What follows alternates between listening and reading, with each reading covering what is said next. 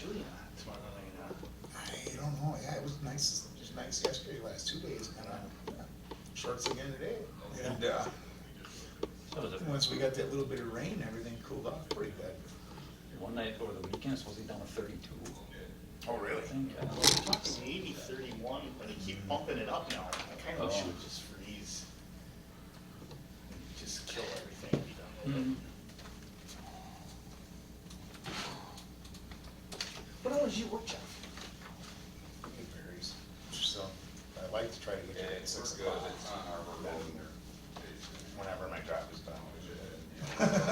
So, But do you 6 to guys, 2:30. so, cause you're open 24/7 the shop, right? No, I'm only open Right, until right. midnight now. Oh, okay. So if you go home and you got a project half started, Yeah, usually. no one else Nate? works on that, No, right? No, You finish I it. usually stay and finish them. Yeah, you see that. Okay. That way nobody else can work What is on that it. from? Yeah, What's because it that's for? flat rate Yeah. commission. Or something? So Yeah, I don't know. Who brought it in? I can bust my tail, you know, and Oh, AJ brought, be that halfway AJ done brought with it a in. 12-hour job in 4 hours, and then all of a sudden somebody When else you do your drags their part, feet. I can fire the part. Their 8-hour shift, on there, and then you job can sit done. here and. Sure, Now that's it's all the fine. time I made. Okay. But it's just like it's on your computer, so. I you just, see I all don't know, the I was slides thinking here. about Yep, it. and then I can Just use so them try also to just to think about Yeah. shit. highlight If we need everything. to Yeah, so we can do that if you want to, I think that we do that. Yeah. Instead of you telling me what the. I'll Yeah, explain this that's out fine. how about It's now. only Why a don't handful of we do it slides, that way? it won't take long. Yeah. Yeah, deal. Deal.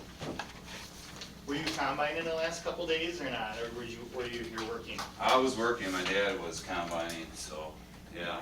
Did you get in any beans yet or not? Nah, maybe tomorrow. Yeah, I've been hearing horse stories how green the stems are, so I've been kind we of had dragging my some, feet. yeah. It's hit and miss, but They seem to just like spaghetti noodles. I was wishing they'd get cold enough tomorrow and just knock them out. we might get a frost Saturday morning, they say, Yeah. so that would be all right. And then nice early next week anyways, so be okay. How are you guys coming? You half done or not? Yeah, about half, maybe 2/3. They didn't do any today, obviously, but, Beans? yeah. So- Man, they turned quick, didn't they? Yeah, they did. I'm not much of a farmer, but like, they were all green and also, Yeah. oof. That I looked in first the fridge frost and they that we were had really, So what if they're really green yet when you get the frost? it's not good.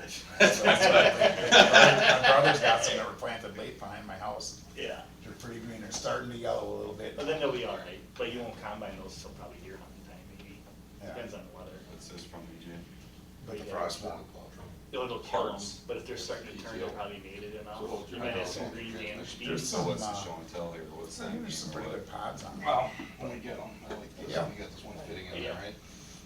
but they're not, Fitting out. they're not yellow This yet, off. you know. They, Yeah, certain spots have started. Yeah, that'll be borderline. Yeah. That'll be borderline. Before we put them in. We Well, removed it this. wasn't gonna do anything with the field, it wasn't Fitting gonna in. do anything with it. And then, What's this line? all of a sudden, yeah, we're planting. Stainless. Okay. You must got them in pretty late. They were pretty Just late, yeah. trying to help ourselves. We had a farm put too, them all that got together. pretty late. Yeah. Gotcha. Because we had so much rain. Yeah, 1 week between Memorial Day, we would've been done Memorial Day weekend, but where we were at, we had like 16 inches of rain in like a week and Sure. a half. Should be maybe Yeah, it's it's third over week of there. June. This way you can just finish the break, you can spin it out, and away you go. I think middle of June, Yeah, so I that's. steal your chair. yeah, we had a few of those. Right here. They'll probably make it. Come on, lowrider. I hope so, for his sake. Call it conference. Good. I like it, they go and take them out when they're cold. You're happy with, Look great. I need to do good ones. Yeah, You know what I well, he mean? doesn't have that many, so. He won't have that option. I've been plowing for 2 years, so like lots of info, and lots of stuff. Good. All the way from that, everything's new, oh crap, I can do that. Oh, good. Good, I think. More or less same, I mean, are happy with it anyways. Yeah. See, you Okay, good.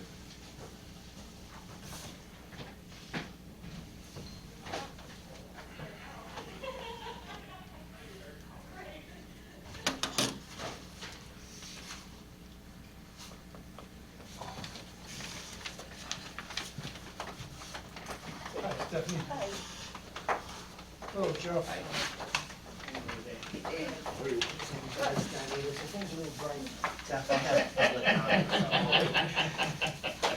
Well, I think we should maybe be able to read everything. today.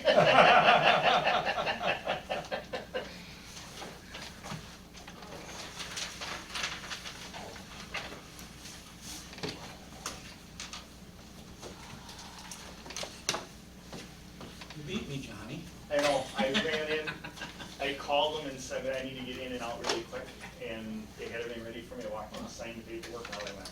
There you go, good deal.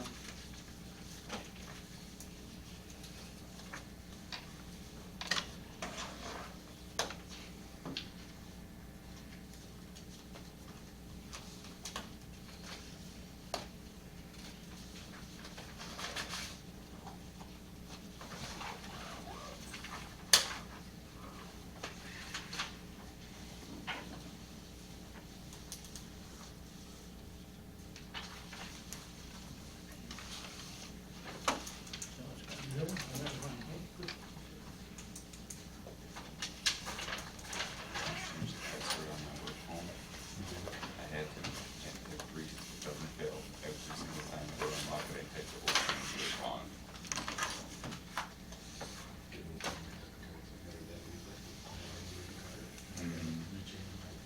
Yeah, that's a struggle. Yeah. How are you doing? I'm good. Plenty going on. Yes, there is. Yep. Gotta make room in my brain for everything. Where we show up. I don't know. Not getting any easier. No? Mm-mm.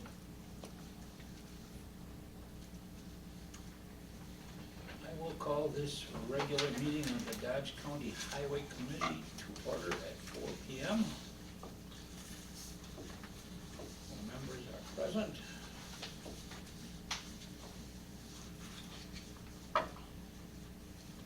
Okay, we have, AJ wants to speak during public comment, so. Okay. AJ. Yeah, there's a couple of things going on that I really like right now. Our property tax levy for road is 0. I think that's absolutely perfect. We got C off the list concerning the funds that we have and how much we are proposing on spending on roads. I think it's very reasonable. However, I would like to see a little bit more money saved up and allocated for County Highway 8. I also put a map on your tables. From the best of my understanding, all the roads in red are the roads that we have repaved since the beginning of 2019 or are under construction as of now. And the roads in yellow are roads, from the best of my understanding, are the roads that are being proposed to get repaved next year. Then what I did is I circled the District 18 that Jeff Kane and I both live in. And one thing I'm starting to see here, it's starting to look like we're nearly getting our whole entire district repaved. And one thing I just kind of like to ask the Highway Committee about, I think we can all agree that we need to have a good, solid road system for Dodge County residents, and we want to keep it affordable. Is focusing this much on one district a good idea? And it's just starting to see like we're getting pretty close to having District 18 nearly done if you look at the map there, so I just want to shoot that past everyone.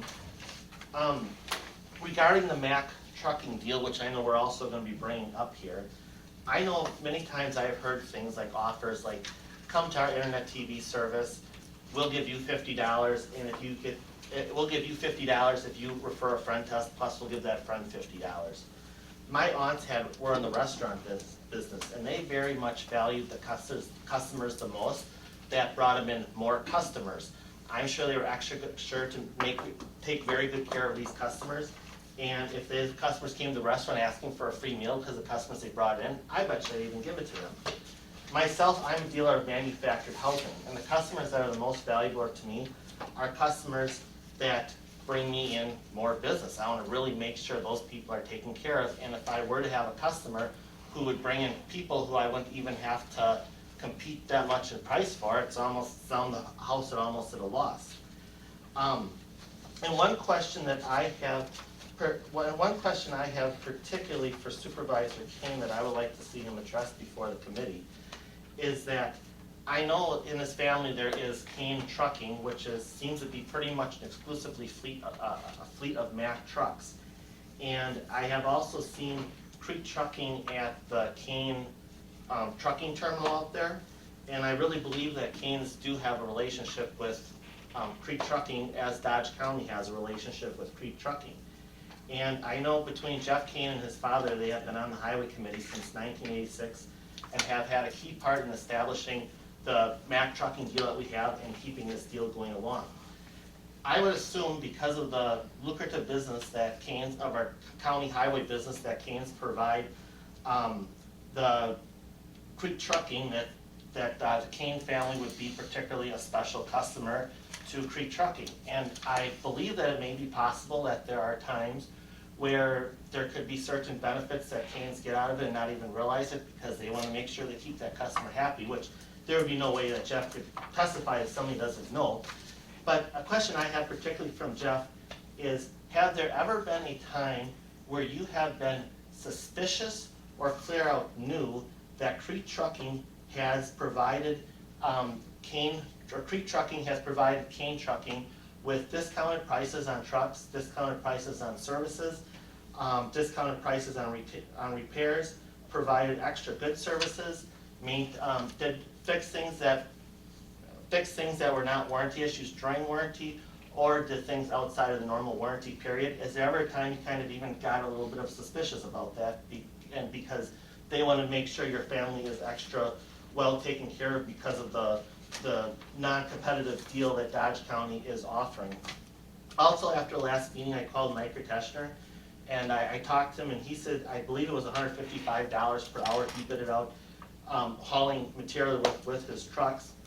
And also Mike Teschner told me that Nathan was very, very particular in making sure that before he was even qualified to bid, that he would have the trucking capacity to get this whole job done. And if he wouldn't have that capacity, he wouldn't even be qualified to bid. Now I guess it sounds like we're doing Q for, I believe, around $105 per hour. I think if Teschner would have known that, they would have had a much better ability to compete on this contract. And also it sounds like we're not, from what I'm getting, we're not gonna do this year. If he could have had a more flexible period as Northeast is getting, I believe he would have been much more able to compete. And another thing that I just learned from talking from Mike Teschner, never realized before, but we bid it out Q, J, and S all together. And I know Teschners have a portable plant with an asphalt pit right there. And if you look at just logistics, he's only 1 mile from here. If we were to just bid it out this project right here, I believe they would have a very, very competitive bid versus hauling blacktop, I'm guessing halfway across the county to County Highway J. And to me, according to what he's saying here, it's kind of sounding like we're kind of fixing the bid so that Northeast gets the job and kind of keeping it so Teschner doesn't get it. And I guess it's from what he's telling me, I think he would actually be in a position to have a very strong suit against Dodge County, and that's just what I'm kind of getting based on what he has told me. So I think with some things, we obviously are going the right direction with, and I think there's some things we are going seriously in a horrible direction with. So thank you for your time. Okay, we have Nate and AJ here. Do we get them on If here? you don't mind, then, yeah, the last two items on these, well, 10 and 11.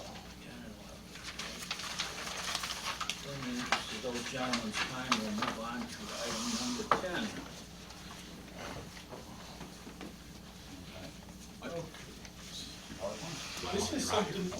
This is something we talked about a little bit at our last meeting about our trucks and truck purchase policy and history.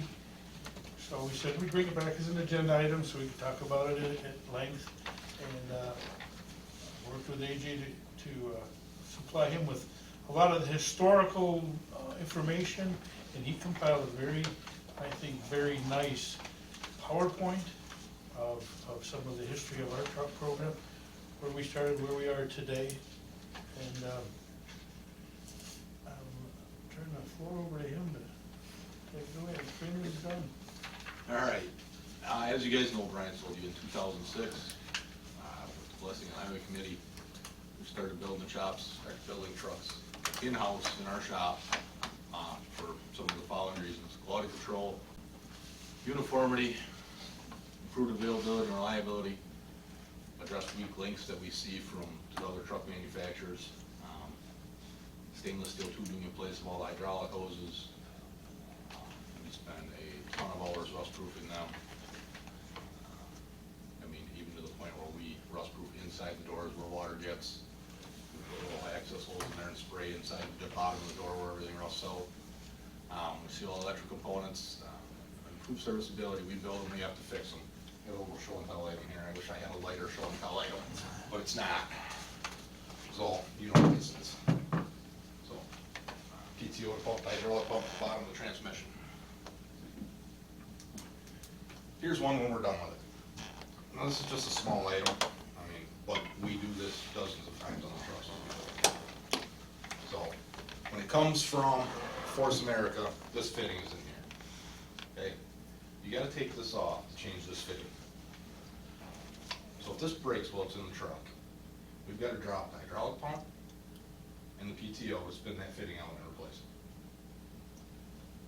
We take this apart, we put a straight fitting in, we put a swivel T fitting, and instead of this line, which historically makes about 1 year before it needs to be replaced, we bend the stainless steel pipe. I mean, we do stuff like this dozens and dozens of times on trucks when we build. So, You say you see electric components, how do you do that? I'd like to know. we seal the electrical components. Well, first off, we use a lot of Deutsche WeatherPack. And then anytime we're like, meaning sealing them, if a wire goes into a housing, we seal our own. We take a sealing agent and dab it in with a brush. Clean it off, dab it in with a brush, let it dry. And it's little stuff like that that prevents your water from getting in your lights, causing your corrosion. I mean, it's painstaking. In the area where that's located, what's breaking them off, that fitting? I don't know, it depends, you run stuff over. I mean, we don't get a lot of them that way, but if we get 2 in 5 years, or 2 in 10 years, I mean, what are the hours it takes, you know the hours it takes to pull that off and the paint is what it is. Especially when it comes in off the road and you're plowing snow and you need to get back up. That's a little prop I saved years ago for the 5-year-old truck. Just to show what corrosion is in our fleet. And you're right, that's up in a tight area. But it's also one of the things where this line is in a tight area, like just replacing this. I mean, if the truck's brand new and it's sitting in the shop right now, yeah, I can crawl up there and I can spin this off in a half hour. The truck comes in off the road. You guys would be amazed if you saw one come in a snowstorm and what it actually looked like. I mean, I've seen them. it's, well, you probably had a couple roll in your shop, huh? Oh, yeah. Like, you can't see anything. The back room is covered, there's 5 pounds of slush, I mean, you can't see the brake chambers. So to crawl up on top of this and change this load sense line, it's just, it's a small sample of what we do. You know what I mean? And look, is that the end all be all, is that the, you know, no, but it's the whole package when you're all done. I mean, I guarantee Burke's not doing that when they build the truck.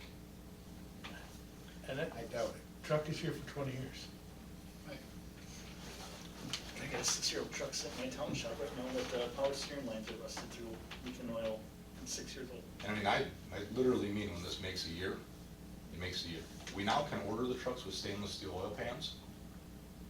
Previously though, we would take them off, we'd sell them, put a stainless one on, because they would make one winter, and the second winter, they would rust them. They're aftermarket stainless steel pans Yeah. that we found. Now you can order them Are without. those fittings stainless? These are not, no, these are mine. You can't get every fitting in stainless, which is why later on in the PowerPoint, you'll see that, I mean, some of them we coat with a certain, material to prevent them from rusting. I was looking for like it, that's that. why I was asking where you get it. Oh, probably a good market for it, but I mean, it'd be so woefully expensive that, you know, I mean, you can't get everything in stainless, believe me, what we can buy in stainless, we buy in stainless. I mean, some of the stuff you can get made in stainless, we change, there's like a fuel line bank at the back of the truck, we change that while they're here new, because it's woefully hard to get at, and it makes it a year. And you get a fuel leak. But that's some of the upfront cost that is in this bill. That would happen anyway, and would be charged to maintenance a year from now. But it's in this upfront cost, which is why the upfront cost is more than if we bought one from an outside source. But even within a year, you're recouping some of that. Costs a little more upfront, but son of a gun, you know, It does. over the life cycle of the vehicle, it definitely saves a lot. There's not a guy sitting in this room here that wants to change that line when that truck comes in off the road, and that includes my mechanics, nobody wants to do it, they will, they don't want to. To back up, right before this process started, Dodge County bought trucks from low bid. Whoever did the package, they bought low bid trucks.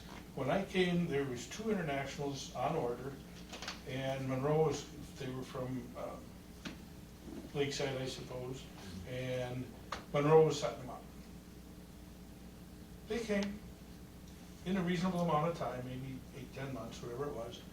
And our shop superintendent at the time, John Hazy, whenever first thing we do when something comes in, you grab a spec sheet and you walk around the truck to make sure you got heated mirrors, you got what you ordered. You rolled underneath with a creeper and a flashlight, and he came out and he came and got me. He said, you gotta come and see what they did to these trucks.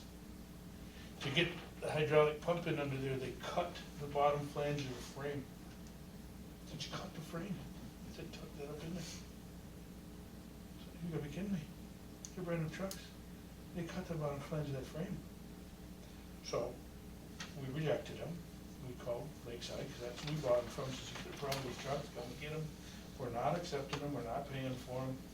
Oh, come on, it's not that big a deal. You know, we do that kind of thing, or we see that kind of on a regular basis. And, no, we're not accepting that liability or responsibility, we're not doing that. Well, what can we do to make it right? We'll discount the price a little bit. That's not the answer either. This truck should be here a long time. That's gonna crack. It's gonna crack, we know it is, it's a matter of time. So what we gave them for an option was get an engineer to design a repair of that frame and stamp it, and then do the design to their standards, and we'll accept the trucks. So it took over a year, but they finally found an engineer to design a plate through there and bolt pattern to secure that and make it acceptable, and stamped it. Then they did it, and then we bought the trucks. So it took over a year. Sometimes that frame gets in the way. Oh, I know, I know. But that's when we said, you know, this is not good. This is not good. And I had experience from my previous life with us building trucks in our own shop, so I suggested that here. And we talked it over for a while and decided, well, why don't we try that? So we did, and if you don't mind me skipping out of here. Sure. If we could go to that other comparison sheet that I have. Up one, 2006 truck cost comparison, there you go. We decided we'll buy 4 trucks. We'll have 2 of them built by low bidder, and we'll build 2 in-house. And we'll watch them. They're not quite twins because one of them is a double wing state truck, and that's a whole different beast. But the other 3 are identical. 35 was the double wing truck. You can see that cost a little more than 36. 35 and 36 were built by Jobber, and 47 and 49 were built here. So there was more cost up front. That's a concern, not a surprise, it was a concern. They got done about the same time. When they were done, we brought them all in the shop here, parked them side by side, raised the boxes up in the air, and as a committee, we went out and we walked around and we looked at them. What are the differences? What's the difference in cost there? What did we gain? And we walked around them, and what you could see after looking at them for a little while, first glance, they looked like trucks. Stitch weld instead of continuously weld. The routing of the hydraulic hoses, you know, everything worked, but hoses are too long, so they just hang. They rub somewhere. You know, when the hydraulic system shocks a little bit every time, it rubs through. We sent the other 2 back twice for things that were incomplete leaks, just didn't like the way the hoses were run. This isn't acceptable, do a better job. They finally came back and then, well, we finished them here. That's what historically you do when somebody else builds your truck. You end up finishing it yourself. So we did that. Put them to work. Oh, and the other thing we noticed was 35 and 36, although they were different in the fact that they had 2 wings, they were different in many areas. The 2 different guys built them. So they weren't the same. They were done to the same standard, so to speak, but they were different in many areas. So that wasn't too appealing, but there was a difference in cost, so we said, well, let's track their history and see how they do. Now, this is many years later, obviously those were 2006, 16 years later. There's a history of those 4 trucks in our fleet. There's a substantial difference, and 35 is, if you could raise that a little bit, scrolling down, 35 double wing truck out on the state, disaster, lost $140,000 here. That truck was trouble from day one, and I asked AJ to research the history to the best of his ability in our records and can't find a single miserable failure that drove that price up. It was just always in here. This didn't work, that's leaking. So through the history of that truck, it didn't do well, but discount it because it's a double wing state truck and not fair in this example. The other 3 are, I think, all very fair examples, similar use, but difference in gain or loss. 36 lost, $8,500, 182,000 miles. 47 made 55,000 in 202 miles. 49 made 84,000 in 186,000 miles. Substantial difference on the back end. So how do we figure that gain? Well, it's the revenue versus the expense in our job Right, cost. but where's the revenue come from? Every hour our truck goes out, we have to charge ourselves or the town or the state or wherever that truck worked. Okay. We have to charge the hourly rate to that job. So those are the revenue hours. The expenses are fuel, tires, depreciation, any hour of labor that a mechanic spends on it. Every expense is tracked in the expense column, including depreciation. I mean, it's job cost accounting. We do that on everything we own. Every hour that our guys work are charged somewhere. It's a huge undertaking. But that's what we do with everything we own. That's what we're required to do for DOT. So it's So now extremely the detailed. Dollars per mile, that's cost per mile? Or that's, That's the cost per mile to run that truck. That's fuel, labor, not the driver, the mechanic. Or if it was sent out, and a lot of these trucks, through their lifetime, because they were earlier in their process, the box came off and frame got cleaned up, sandblasted, repainted, box back on. We used to do that a lot. all 4 of them got that? I would guess that'd be the case. That was I our, do not know. that was typical. Because they weren't protected and undercoated like they are today. So it was kind of So a what- PM when they were 5 or 6 years old, clean them up. What percentage of our fleet now has stainless boxes? 95. All of them, I think. All of them. I think the last mild steel box is on the auction currently. Yeah. Truck, the last truck with the mild I steel. think everything we own now has got stainless. But these early ones got the frames cleaned up when they were 5 or 6 years old. Because you can see they were double frame trucks yet, starting to pack rust. We take them apart, clean them up, reseal, put the box back on. I mean, that's something we had to do early on in this game. But now we do it up front and don't have to do it the rest of the life of the truck. So this is kind of a history on why these trucks started to be built here. We had the poor misfortune having those frames cut and a year delay trying to get them fixed and back in our ownership so we could put them to work, and not really happy with the product. So we did this experiment and we're pleased with the results and kept doing it ever since. So that's no background. That's kind of how we got to where we are. You're gonna have a floor back. I just gotta fill in blanks a little bit, 'cause I've been here a long time. You're better than public speaking than I Do a am. little history lesson. I've been here a long time, I gotta share what I've learned. So on the bottom there, it says currently 47 of our 53 plow trucks have been built in-house. So when we talk about deviating, I mean, we're not quite done with our experiment yet. But just some of the components that we put on, we've got a couple trucks staged in the shop for you guys to look at later if you'd like. Stainless steel enclosure tanks, even the brackets are stainless. Years ago, we started with stainless enclosures, and then we put mild steel brackets on, and then we got to replace those. You know, you get a guy hit a bump and you come in and there it's hanging. You know, obviously we try to catch it beforehand, but the entire truck is coated with a rust proofing agent. Notice the dull color of the frame, that's all shiny. Every crack, crevice, and it gets put on the hoisty underneath the hood, I mean, to the point that we buff off the headlights when we're done, because they kinda got a haze on them from our rust proofing. I mean, again, Chad drills holes in the bottom of the doors, rust proofs the interior where the water gets in from rolling the window up and down in the snowstorms. And otherwise, you get to a point where it looks good from the outside and then the bottom falls out of it. I mean, He basically strips those trucks to, and takes the guts right out of them so you can get in and do all the rust proofing, you know.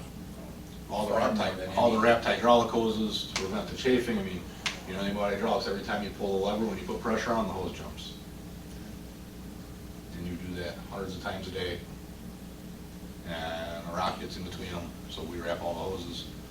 Hydraulic fittings have rubberized coating on them. That's actually a coating that they use on like container vessels that go up salt water. So that's what it's for. We had a guy that worked at Oshkosh Truck doing military spec work. He learned of that when he was here building the trucks. He brought that in as one of his contribution. secrets and said, hey, I think we could benefit our new trucks with this. Been doing it ever since. 5, 6-year-old truck, you can get the fitting off. No more flexible hydraulic hoses from front to rear. They come off the control box, and then you can see the lines run there, all half-inch stainless.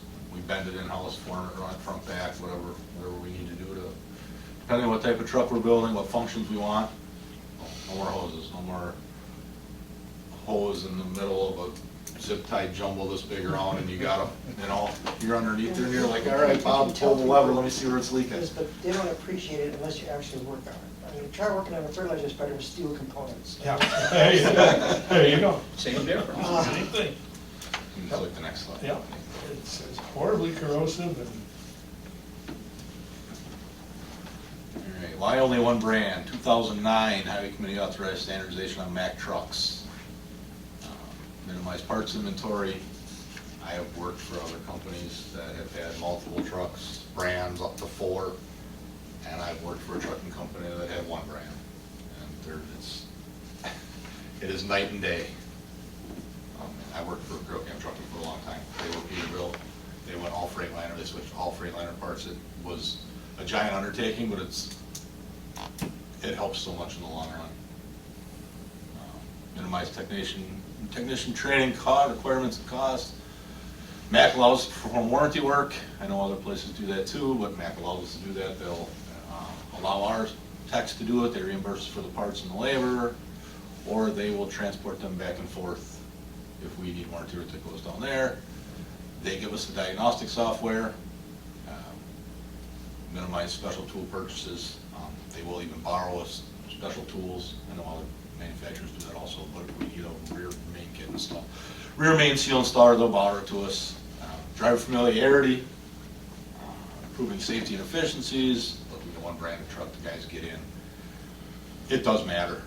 It may not matter at the beginning of your shift, but it matters 14 hours in. The guy grabs the wrong lever and puts the wing down on a culvert. Pattern duplicated many fabricated equipment components.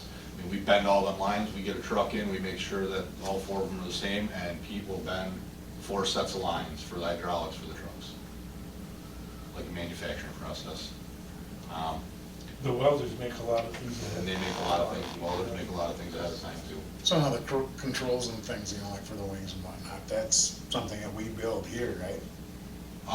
Yeah, some of it we build and some of it we So buy. I mean, Like, you could put that in any truck though. depending on what it is, I mean, mounts different, stuff like that, depending on cab configuration.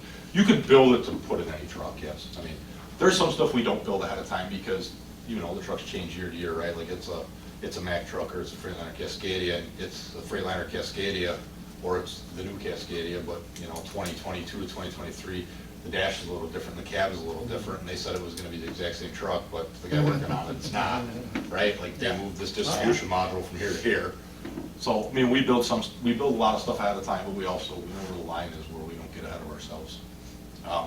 Priority parts distribution, priority warranty, and priority new truck order allocation. I mean, all that stuff is a benefit of being a big customer of a dealer. I mean, when we call down, we get into the Mac for service, we call down, I mean, our parts guy from Mac is awesome, his name is Austin. I mean, he transports stuff for us, couldn't get a fuel tank, he knew a good welder, he took our fuel tank and dropped it off because he was going there anyway. I mean, it's a small perk, but it's a perk. You know, you own a lot of trucks, believe me. Work for a trucking company and I got a truck broke down in Gary, Indiana, and I own 300 of them, and you own 2. Guess where your spot gets going? Yep. Like they're working on my truck and not yours. If I could expand on a couple of things here, I'd like to explain the history again, because I was at this table when this started. Why Mac? And I'll tell you why it is. I influenced that. As a neutral, new guy, I said, I'll take the time to research all the inception to date cost of every truck we got running today, 52 to 55 trucks. It took a long time to back up. This stuff isn't all easily computerized into reports because we have too many computer programs. We change them 3 times in the life of a truck. So you can't push a button and get this. It takes a long time, but I did it. Glad to do it. I'm gonna do it again here very shortly. But at that time, we had some Ford Louisvilles, I think 1 Sterling, Internationals, and Max. Kind of a mixed breed of all of them. So I went through and I analyzed the history from inception to date, from the day it was put into, well, the day it was bought, and all its revenues and expenses, just like that worksheet you see there. I took them all, analyzed them all, totaled up the cost per mile, cost of ownership for each truck, and then sorted them by brand, and averaged that out. And determined for our application, our use here in Dodge County, the Mack truck is the lowest cost of ownership per mile. Second was Ford Sterling, and International was third. We talked it all over and said, well, if we want to get ahead here, we spend a lot of money on our trucks. It's a big part of our fleet. If we want to get ahead, let's talk about the benefits of standardization, and you know, there's a lot of them there. I think the right thing to do is standardize on 1 brand, and the history is here. 20 years of history in Dodge County fleet, the Mack is the cheapest truck to own. That's what we're gonna standardize on, and that's how it happened. That's very legit, and I'm sure if I had to run up the old facts and figures, I probably got them somewhere, but that's how it was done. And it was done a very, I think, very sound information with Dodge County's best interests at heart. What were the vintage of the trucks that you were comparing at that time? Well, same as today, from brand new to 20 years old. Right, but you had either a brand new Mack or brand new Harvester or brand new Sterling. They weren't all brand new, were they? Oh, well, the Fords were probably the oldest, because they kind of quit getting them. They weren't competitive in the last 4 or 5 years. But it was pretty much an alternate between International, Mack, year to year. I mean, and we've got again, I could probably show that was a pretty even distribution the last 5 years between Mack and International. In fact, probably heavy on International. So that research is what sold you on Mack, being that your previous employment, you were pretty much international, right? No, my previous employment, well, one contractor I worked for, we had all Ford Louisvilles, and then down in Watertown had a lot of Freightliners. We had a lot of Freightliners in the city when I was there. Some Louisvilles, a few Internationals, no Max. But here's the use here. You know, here's what we use them on up here. State system, a lot of salt, high-speed traffic. This is, you know, a different application than Michael's or Kane or City of Watertown. This is Dodge County Highway. And this is where I think we need to gather our information, not what's working somewhere else. This is how we use them. Well, for 17 years, we haven't had a comparison. Well, of course, you standardize, that's what you do. You don't keep buying one of each and horsing them around. You commit to this, and this is what you do. You can't standardize if you keep bouncing around. That's not standardized. Pretty soon your parts room's polluted with all kinds of different brands again, and your benefits are out the window.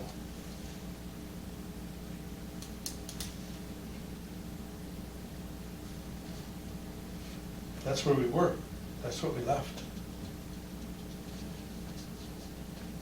So that's how we got where we are, and I think it's important to know that. This was done with good sound reasoning and has beared fruit, in my opinion, in many ways. Some you can measure, many you can't. But if you're familiar with the equipment industry and trucks, you know there's value in every one of those bullet points. Right now, Crete has slots for new trucks with our name penciled in them. We're not committed. But if we want to buy trucks, we'll get them quicker than we will from anybody else because we're a Met customer. It may be 1 year instead of 2. That's fact of life. That's where it is today. You'll wait a long time if you order a new truck today. They penciled our name on some of their reservations. They don't have to keep them and we don't have to buy them, but it's there. What's that worth? They don't have enough for their customers. They don't. For what they currently have received for orders for 2023, I think Jeff had 50 trucks and he could sell 100. We have 2 straight trucks on our lot. Well, I think if I recall correctly, we had 1,900 slots that they wanted, and Matt gave them 700. And we've got our name on 4 of those slots. well, in the trucks we have on order today from last year, 2 got pushed back. 2 are coming relatively soon, and 2 got pushed back because they had to make concessions. They just couldn't get anything, everything, they were even guaranteed they couldn't get. It's ugly, and there's no real relief in sight. And it's not just trucks. It isn't. It's ugly. This is a real deal, and we are in a world of hurt without trucks. Patrol trucks are the backbone of what we do here, you know, it just. So, I mean, at the bottom there, it says we currently have 2 trucks left that are not Mack. So we've been doing this since 2006, and I'm pushing 2 years back here. So January will be 2 years back, so this was well before my day here. But if you think about this, to start the standardization, we are not yet standardized on Mack. And this is, what, 16 or 2006 to now is 18 years or 16 years? 16 years. I mean, so if we go and, let's do another comparison. We've just set ourselves back 16 to 18 years. I mean, and if I could sit here and give you a reason, and let me preface this first before, because you asked Brian previous life history. I'm a Freightliner guy. I came from over-the-road trucking. I worked for a place that had 300 Freightliners. Before that, every place I worked for fleets with Freightliners in them. So this is the only place I've ever worked with Mack trucks. But if I could give you a reason why we need to get away from Mack, because it's a piece of junk. We have this many problems with them. They're out of part. We have more emissions issues. I mean, the emission system on them is, the manufacturers don't make the emission system. Delphi makes it. I mean, they're all the same components manufactured by somebody else.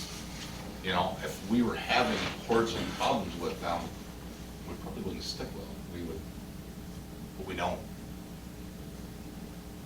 I mean, we don't have a ton of electrical problems. We don't have a ton of engine problems. Allison transmission we bid in them is more expensive, but it's bulletproof. For our application, it's the only way to go. Don't have any problems with those. Put filters and fluid in them. And because you have an Allison transmission, you don't put rear ends in them anymore. I mean, I'm not here trying to sell Mack because I'm from the previous life. I'm here to sell Mack because I'm a fan of standardization.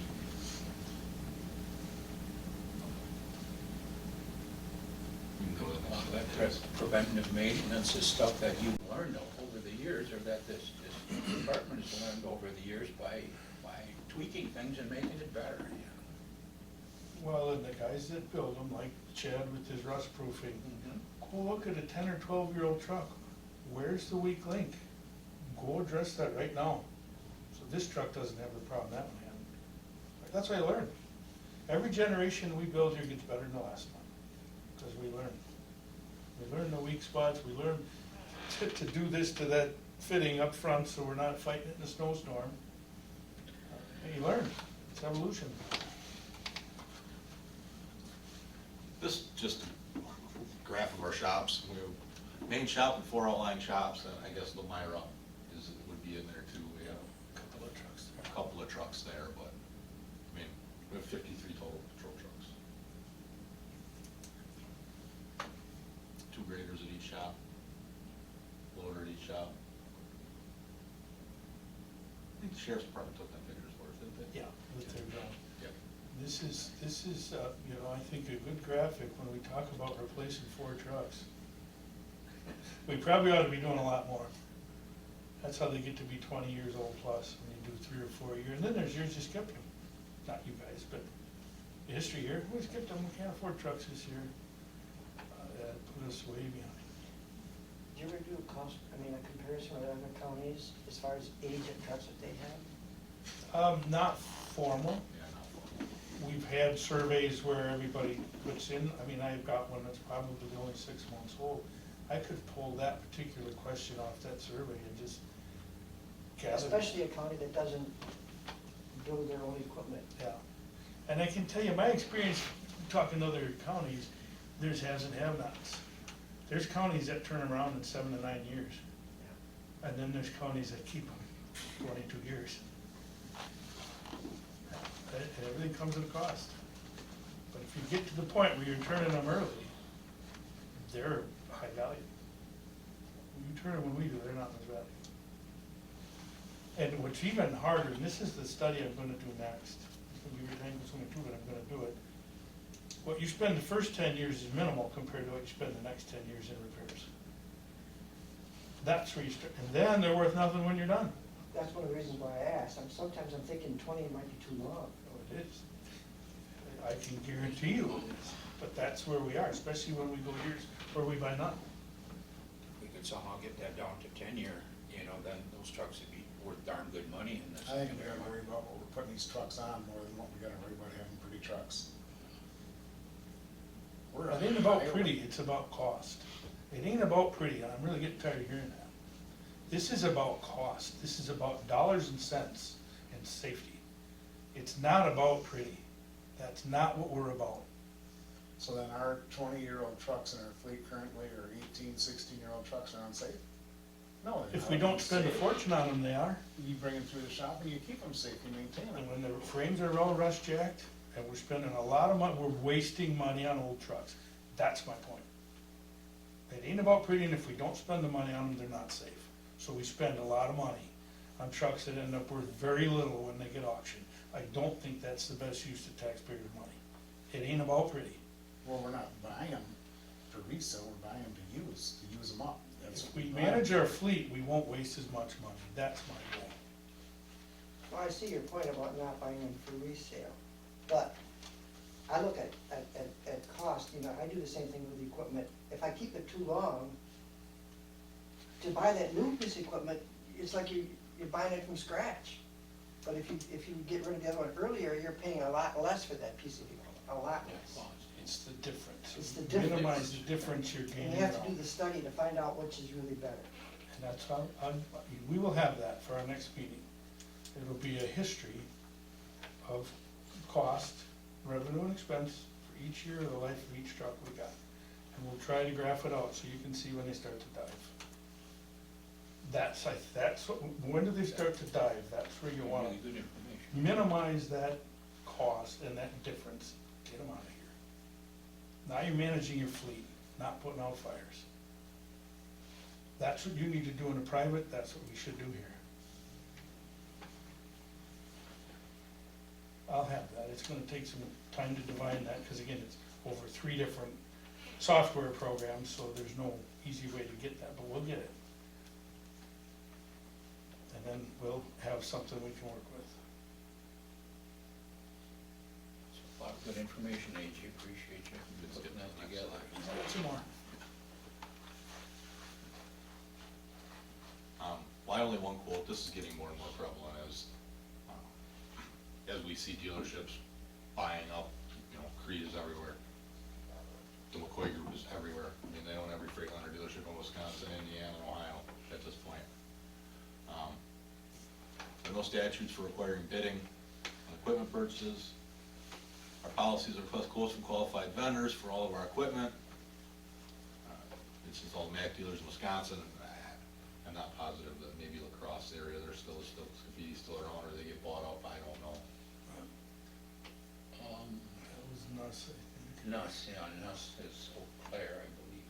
There's lacrosse. There was a guy in lacrosse that used to be to us, but he wanted us to waive that warranty transportation. He couldn't be competitive. I mean, it's just. This is all common MAC sense. dealers in Wisconsin, and receive a request for proposals, for specification. We've talked about the warranty requirement, we do in-house warranty and they transport them if we need any warranty work done. We did have 2 trucks go back in for warranty work this year, newer ones. Some electronic stuff, nothing major, but they picked them up, dropped them off. Consequently, only vendor to respond is the closest. It's been estimated the contract for the city of Taos County around $6,000 a year per vehicle. That's hard to quantify. I mean, but it is worth some value. And how long are the warranties that we're getting? But How long are the warranties? top of my head, I can't quote you exactly what they are. Well, I think bumper to bumper's a year, and then emissions are, Emissions is required to be 5 years 5 by years. federal statute at this point, I think. But bumper to bumper 1 year, certain components have 3 years. and 300,000. It's your standard truck warranty. I mean, we can buy longer emissions warranties. Problem is for us with our emissions stuff, it's not emissions failure, it's rust related. If we get a DPF that goes bad, it's because the flanges have rusted off and it falls apart, you know? And that normally doesn't happen with a 5-5 year warranty period Right, anyway. warranty's not gonna cover that anyways, No. if it's rusted. It's not gonna cover that anyway, so, you can skip to the there next. was a time though, our trucks went I back a just have lot. something to add to that. Sure. You wanna go back to that? And when I started here, Brian and I had this discussion, because I know this has been an issue in past, why you only get MAC bids. So, I mean, at that time, we were getting bids from other vendors. I said Dodge County is set up to only handle MAC trucks. So you shouldn't go out and get bids from Freightliner and everybody else if you have no intentions of purchasing from that vendor. So you shouldn't waste your time. It falls underneath our procurement policy and our sole source procurement, meaning that your intention is that you can only handle that vendor or that type of truck. So that's who you should be getting your quotes from. And it is in our procurement policy, so that is why they're only getting, and this is the way I directed them, because you shouldn't be getting bids from everybody else if you have no intention on buying from that vendor. You're wasting their time, and then we're losing our reputation with them vendors at the same time. Good point, Stephanie, thank you. What I was gonna say, is there was a time when emissions were fairly new and DPFs were new, and our trucks went back a lot. Oh, they were down in the Tex Road here. It was a bad time in the new truck world. We've since got it figured out and cleaned up, and they've done a better job with them, but sometimes when they make a change, it can have a huge impact on warranty. And I think that was industry-wide. I don't It think was. there wasn't a manufacturer that didn't have, it was a nightmare, man. I lived it, and so did you. But the transportation for warranty work was a big item, and they had to honor that, so that was, I mean, an example of when that really paid dividends. So, this is just a breakdown of, since 2009, truck costs, tandem triaxle chassis, haven't bought any single axles in a long time. 2023 is proposed. That is an estimate. That includes the surcharge that would be attached to that. And we've always been concerned, you know, with exclusive, so to speak, are we gonna get gouged? So we've tracked the cost.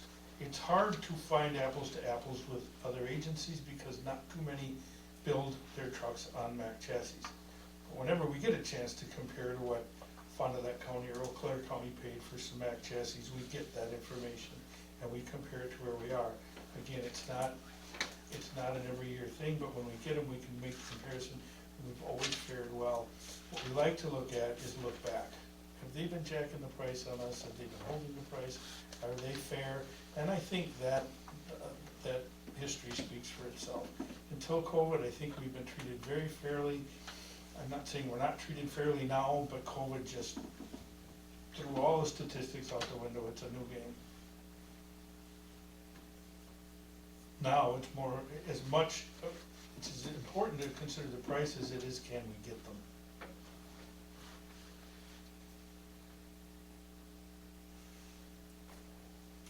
Any questions on that? I think if you said, well, I don't wanna pay the surcharge, we have a contract, they say, they wouldn't even question it. We got about 5 other places you can go with that truck. That's how they presented that to us. You don't have to pay it.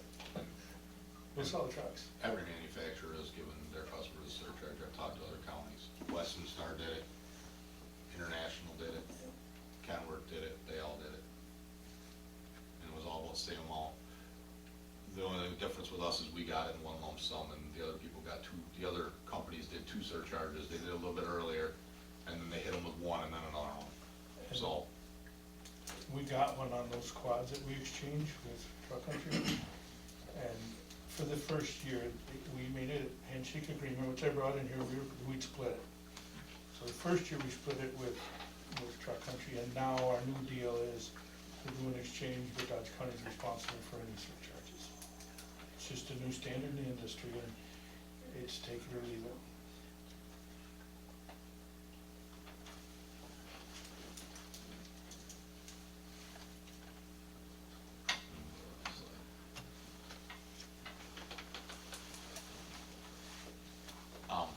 just a couple pictures inside the cab components. I know we talked about standardization, you know, what these guys run. I mean, the bottom right, that's a touch screen. It's located, in the driver center corner, the driver's side windshield. That they can operate the brine system with, picking lane spray. They have 4 different options for brine, or 3 different options for brine, all 4, because they can pre-wet. So they got pre-wet, right lane, left lane, center lane, and then they have their salter control levers, left wing, plow, right wing. The plow is obviously multifunction, up, down, left, right. The wings each have 2 controls for heel and toe. Box up, down, there's enough going on there. Plus the light switches, the heater controls, the blower controls, everything is familiar to them in the dark. Then like AJ said, 14 hours into it, how do I get my defroster on? You know, I need it. No. It can seem like a little thing, but it isn't. And one of the things our drivers really appreciated when we started this is that ability to go from cab to cab and know what they're doing. And the difference between grabbing the heel lever and the wing lever Oh, yeah. is, it's a $10,000 mistake, Yeah. or it can be. Go to the next slide. All right, this is our truck fleet by age. According to the Wisconsin DOT, the useful life of a plow truck is 9 years.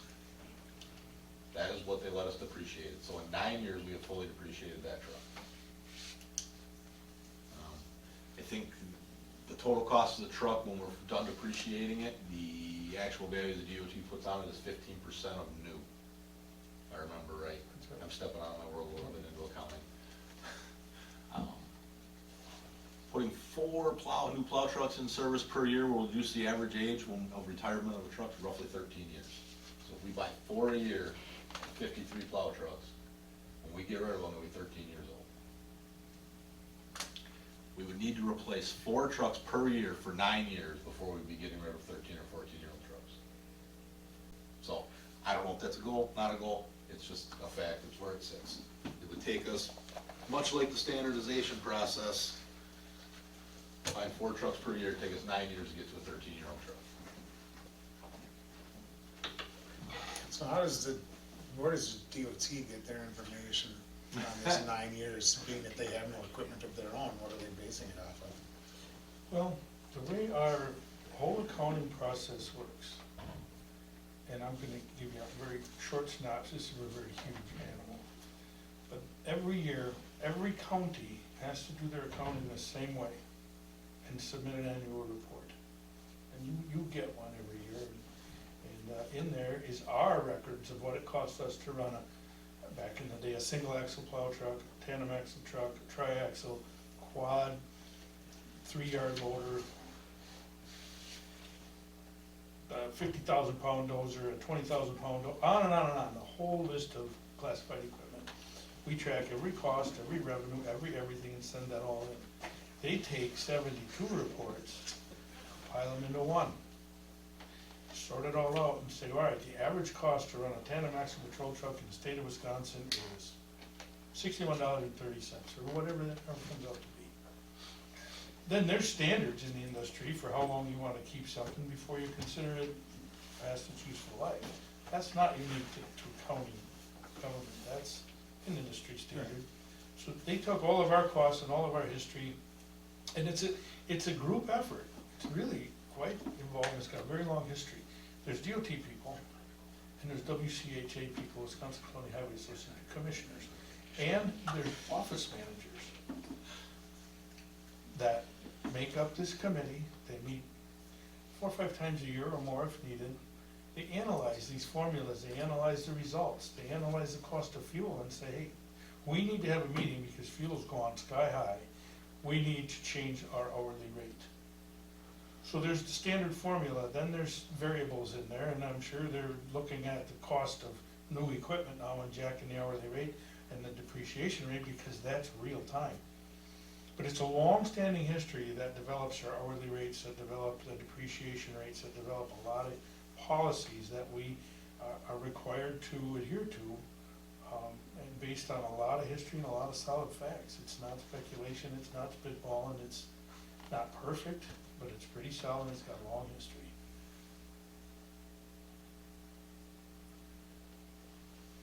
As you can see in the bottom right corner, this is by DOT standards now, with the 9 years. Everything in green is due to or should have been replaced already according to DOT. Now, that's not what we're shooting for here. We understand that that's not a realistic request. But everything on that page, if you wanna skip to the next page, I think I have it. We have 25 trucks in our fleet that are 9 years old or less. We have 22 trucks in our fleet that are 13 years or older. So we go 9 years old or less, 25 and 52, we have 28 trucks that according to the DOT should be replaced. What we're looking at is a snippet of our entire fleet. We've got our entire fleet on a spreadsheet like this, and it's color-coded 5 years because that's part of the 5-year plan. County board wants to know the 5-year plan and what should we be planning for? Well, there it is. Can't reach it, but that's what you should be planning for. They wanna know. That's the ugly truth. It's not practical, it's not realistic, we're not proposing that, but there's a reality check. Last one out there is So what's the reasoning why we have some tandems, why we have some triaxles? There's a lot of things go into that. One is a little bit of that history. When I came here, there was a lot of single axles. And the reasoning was, we can maneuver them better, we can turn them around on town roads better, we can get in and out, and the reasoning was weak and old, and let's not own and build a fleet for town roads, let's make them for county roads, let's get out there where we can haul some salt and stay out longer. So we graduated away from single axles and we don't own one anymore. We do have tandems for a couple reasons. One, there are still some tight, even county roads, we got double-letter roads that are tight and narrow, and maneuverability is important, and secondly, it's important to have enough tandem axle trucks here to pull your trailers around. We pull a lot of tag trailers that you need some maneuverability, and so we do need to have X amount of tandems for utility the rest of the year. We prefer quads, and I think we're gonna, at some point in time, we prefer tries, and we're gonna start flirting with snow removal on quads out on the 4 lanes. The reason we don't use the quads we have is we have a great exchange. You won't get that exchange if you put snow equipment on them. Nobody wants them then. But I think for efficiencies and a lot of reasons, we may start looking at setting up quads sometime in the future for snow removal on 4 lanes. So they can stay out longer? Yep. Carry more liquid, carry more salt, stay out longer, and would benefit from them in the summer. Strip them down and haul aggregate or asphalt with them. It's almost a standard now for gravel trucks now, it's almost done. Yep. Last one I'll note there is the average age of a plow truck when Dodge County gets rid of it is 18 to 20 years old, is where we're at. I mean, we don't always just pick the oldest truck and say, oh, that's it. I mean, it goes age, use, condition. Condition. You know, again, like Brian alluded to earlier, if we've got one that's a double lane truck and it's out hanging around on the 4 lane, they get the most use, they get the most abuse. So, there's that. Let's go to the next slide. That's the truck we currently have in the auction. That truck is a 2002, so that's what a 20-year-old plow truck looks like.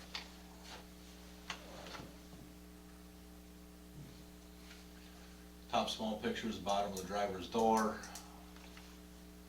The lower small picture is the driver's door jamb, that's the floor. You can see the frame's kind of tweaking down, bending, rust jacking up in the top right. And the box.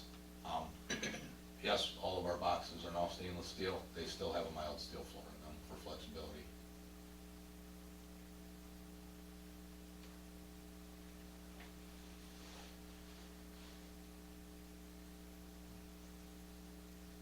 And currently, right now, on the auction, I checked it earlier today, so if it's changed, don't quote me, but I think it's at like $6,000. And that's with a plow and wing on it. And it works, it drives. Start up, drive away, I put the drive away capable, but they get past Fox Lake, they can't call. So now we've got mild steel floors in our stainless boxes, what's the probability of replacement of that floor then? Why don't you go to the next slide? So, this truck has seen 13 winters. That's the floor in one that's 13 years old. You can see it's got a little bit of wear, top right corner. You can see some rippling in the floor. It's not wearing through or anything, but it's seeing some wear. And where I've got the arrow pointing to in the corner, that's been plated because that rusted. That has started to have rust holes in it. More towards the center, completely repairable. That'll get us through for a few more years, but in 5 years it'll look like the other. Have you ever considered aluminum?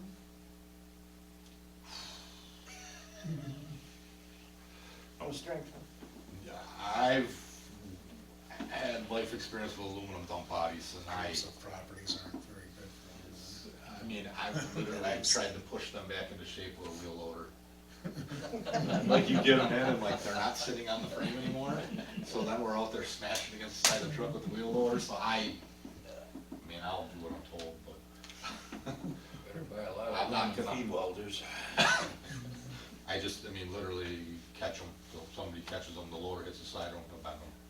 The only reason we had them was because we bought them for a certain job, and that was what our customers spec'd. If you want the contract, that's what you gotta have for industrial. So, rust starting around the cab, bottom of the door starting to rust. I mean, not terrible. Some are better than others. I've got another truck that's seen 13 winters sitting in the shop that's got a double wall frame. That frame's all rust jacked on. It'll crack in the next year or two. It cracks, it's still serviceable, you can still drive it, you gotta watch it, but it will crack because it spreads like this. Then you set the box down on it, and it goes. My cheesy illustration, but. And we bought single frame trucks every chance we had, until later years, triaxle had to be a double frame. Now they've changed that, and everything we buy is, but you can only buy what they make, and that's why we have some of each out there in the fleet right now. And as they alluded to earlier, we may get rid of a newer double frame truck before a truck like this, just because of that frame. But this is that 13-year-old truck that we could be selling if we get to that point. How much could you get off of that truck? Ryan, I would have to do some research before I stick my foot I'm I gonna hate play it. the same card. in my mouth. more than 6,000? Yeah. Right? That's probably. I'm just gonna, $45,000. That would be a number I would think in that range for a truck that. we'll be lucky to get 12 out of that one we got an auction now. When is it closed? The 10. So if we wanna check out the bids. We never talked about that.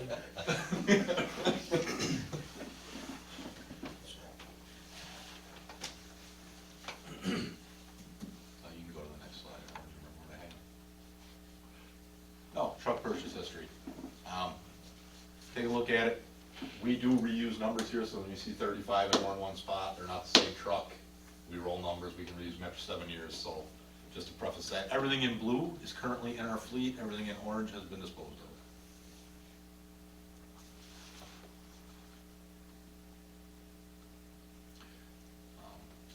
I'll just mention, the long-standing history was buy 4 trucks a year, try to buy 4 trucks a year.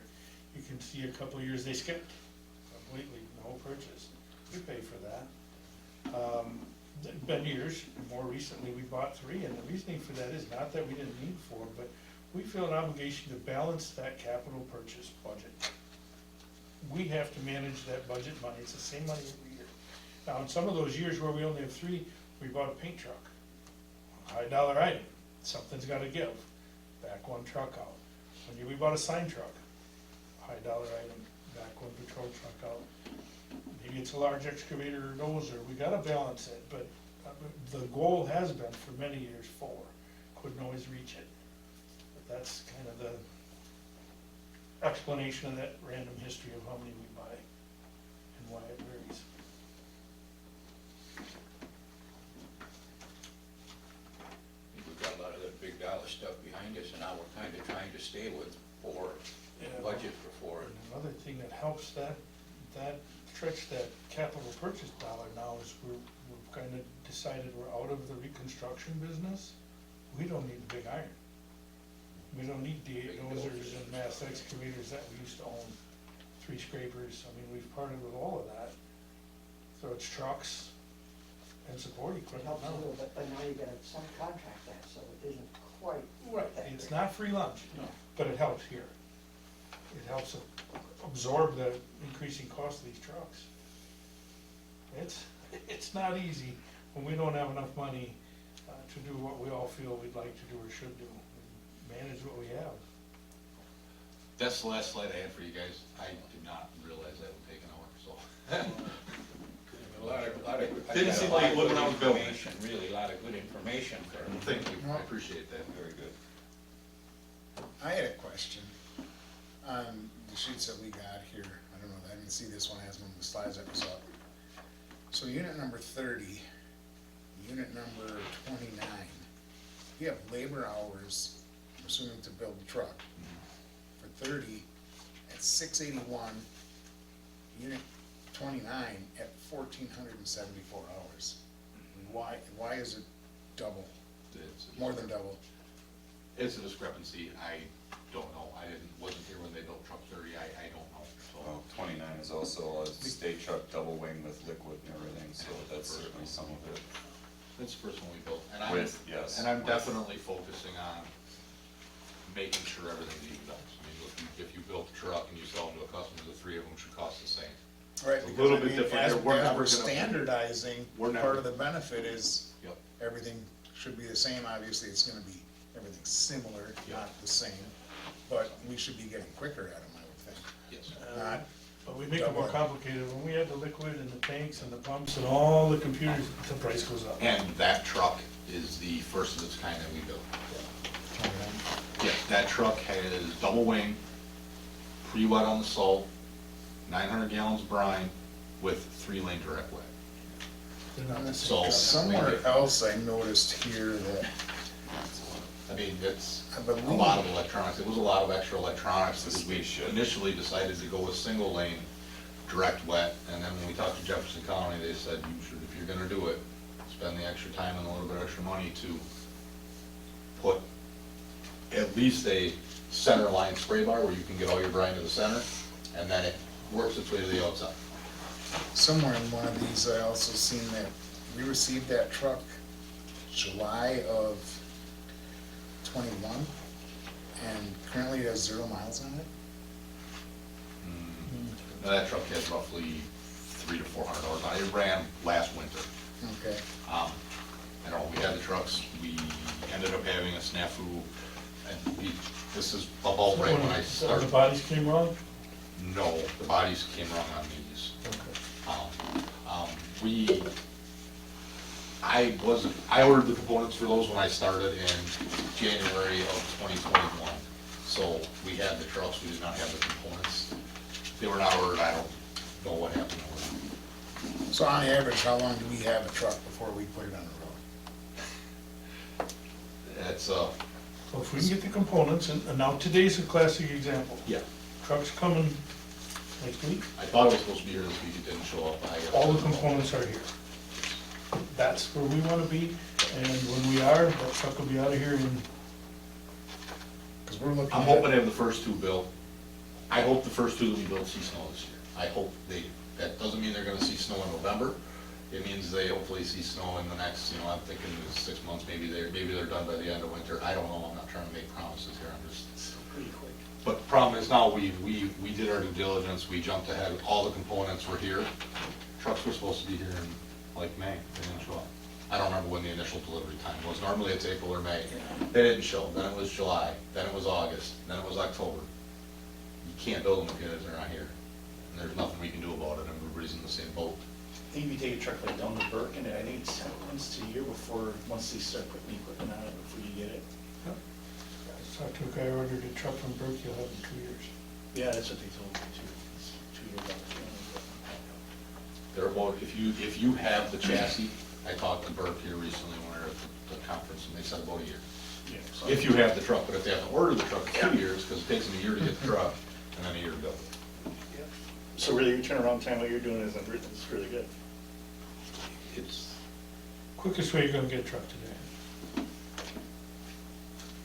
And a quality truck, something that. If you have the components. If you Very have the well. quality. Because, yeah, anywhere else you go, I mean, if we didn't have the components, we're not getting it done any quicker than anybody else. yeah, It's such a new world. but it's being proactive, knowing what we're doing, getting a plan together, Standardization, you can get those. getting the trucks ordered, getting the parts ordered, getting components ordered, and not changing our mind or getting a wrench thrown in midstream. Another thing we benefited from that took a long time to get to this point is everything's compatible. That's hard on a truck like this. When you see all the moving parts out there, the electronics, the hydraulics, the computers, everything's gotta be compatible. Size, drive it compatible or it doesn't work. And we've come up with a pretty good blend and some pretty good vendors that, in fact, what we do before we order the components, every vendor's in this room. Truck vendor, the body vendor, the hydraulic vendor, plow vendor, they're all in here with our guys who build them. And we spend an hour and a half talking about what worked, what didn't work, what's new, what's changed. Does this work with your components? Everybody's in agreement, like a huddle, then we break and they go order the stuff. And they send quotes in, so I get in writing what they're sending, so that there's no, the guy whose phone rang and he's, oh yeah, they want tub bodies, no, we want the 17-foot stainless steel marquee, like, that's what we want, because otherwise, the tank splitter won't fit, Well, we learned that the hard way too. so it's double checked and it's triple checked, and Boxes is loading frames up. I'm gonna email and verify it again. Great.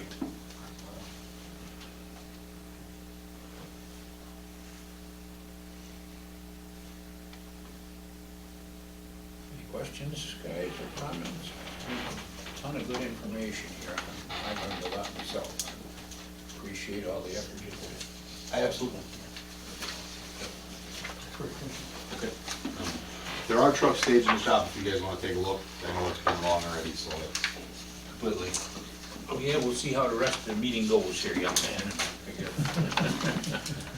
I didn't get a chance to say hello to everybody at the beginning, but thank you very much. Thank you.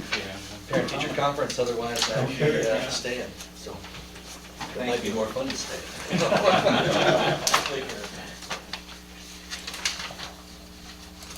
Okay, we'll move on to number 11 then, roadside vegetation management project updates. Nathan. Okay, so some of you were in this room back when this started, some of you not, so back, bus up a little bit, but, oh, it must be 3 years ago now. Brian was at, I don't know, a seminar or a conference, and, someone put on, was it the UW, Brian? It was Maybe? it was UW Field Day, I just went to it to learn more about Yeah. this. Put on, the newest, Report. latest greatest thing here, roadside ditch, liquid mowing, they call it. So, he found out some cool things and brought some info back and shared it with us and said, hey, let's find out some more about this and see what we can do. So, the journey started. 2 years ago, after doing a little homework, we had a company come in who had been doing this, For Control's the company name. They had been doing this for a while. They spray a lot of power lines, stuff like that, to kill the trees dead underneath big power lines, this and that. They sprayed KW for us. We said, go do one road. We'll watch it for the summer and see what we learn. So they sprayed it, and we liked what it did. So then the following year, last summer, we set up one of our trucks, one of our quad axle trucks that we have a brine tank already for. So it took very minimal equipment, I guess, parts to convert it over to be able to spray. And we picked, off the top of my head, I think we had 5 roads, one here in the center, one kind of in each quadrant of the county. And we sprayed a good stretch of road and documented it again. Had success, liked it. So, and that was just on some county roads. So we grew it again. This summer, we had 2 quad axle trucks with the brine units spraying. And we also converted our big semi tanker, 5,000 gallons. And we went out, we got permission from the state. We sprayed the entire western part of the county. 26 splits it, every county road, every state road on this side. It's a lot. And we'll get into the slide here. We sprayed it all. And I'm going to show you a bunch of stuff here. It was a big undertaking. And again, we learned a lot. There's things that we want to change and we will change. But let's get into it. So there's a little bit of the back history on it. So, public notice. This was something we had in the paper, we had it on the website, it was on the radio station. I think this was very big. I had a lot of people calling me about this. We tried to be upfront and honest about it, let people know as much as possible, this is what we're doing. You know, they don't want to have someone, homeowner, you know, Joe Blow sitting, watching, here goes a quad axle truck spraying stuff in the ditches. They go past their house and they think, what the heck was just that, you know, in spring. So we tried to put it out there. That's the recipe that we sprayed to the T. It's all EPA regulated. Myself and I believe it's 5 other guys, 6 of us, all went before we did this. Took the test to get certification to do this, deal with the herbicides, know what's going on. We did it all right. We also sent out, even though we were only on the west side of the county, we dug up the registry for all the organic farmers in the county, every one of them, and we sent a very similar letter, very slightly different on some of the verbiage, but we sent it to every one of them, right to their house. If you have questions, comments, concerns, you don't want us to spray in front of your place because you're organic, call me. I'd go out and I'd meet them, explain what's going on further. If they didn't want us to spray, I'd log it, flag it, talk with my spraying crew so that it would not get sprayed. And I bet you I had a handful of the organic community call me, and every one of them just wanted clarification what I'm doing. I walked them through it, and every one of them said, okay, great. I hate weeds. They're a menace to what I do. A couple of them said, please don't spray in front of my place. A couple of them said, I want you to spray, don't get it though outside of the right of way, and be mindful of the wind with drift, but kill those damn weeds. I can't stand them. Every one of them was 100% on board with this. So being out there in this public notice was a big deal, and I'm really glad we did it to the extent we did. Here's one of our quad trucks. This will be a video here for you guys. This is one of our first days of spraying. Maybe it was the second day, but you'll get to see here, and I'll show you a close-up here on the next slide of the some of the nozzles and the equipment, but here you can get a little an idea of what this looks like as he comes past. So right behind the passenger cab, you'll see the spray coming out as he gets close, but.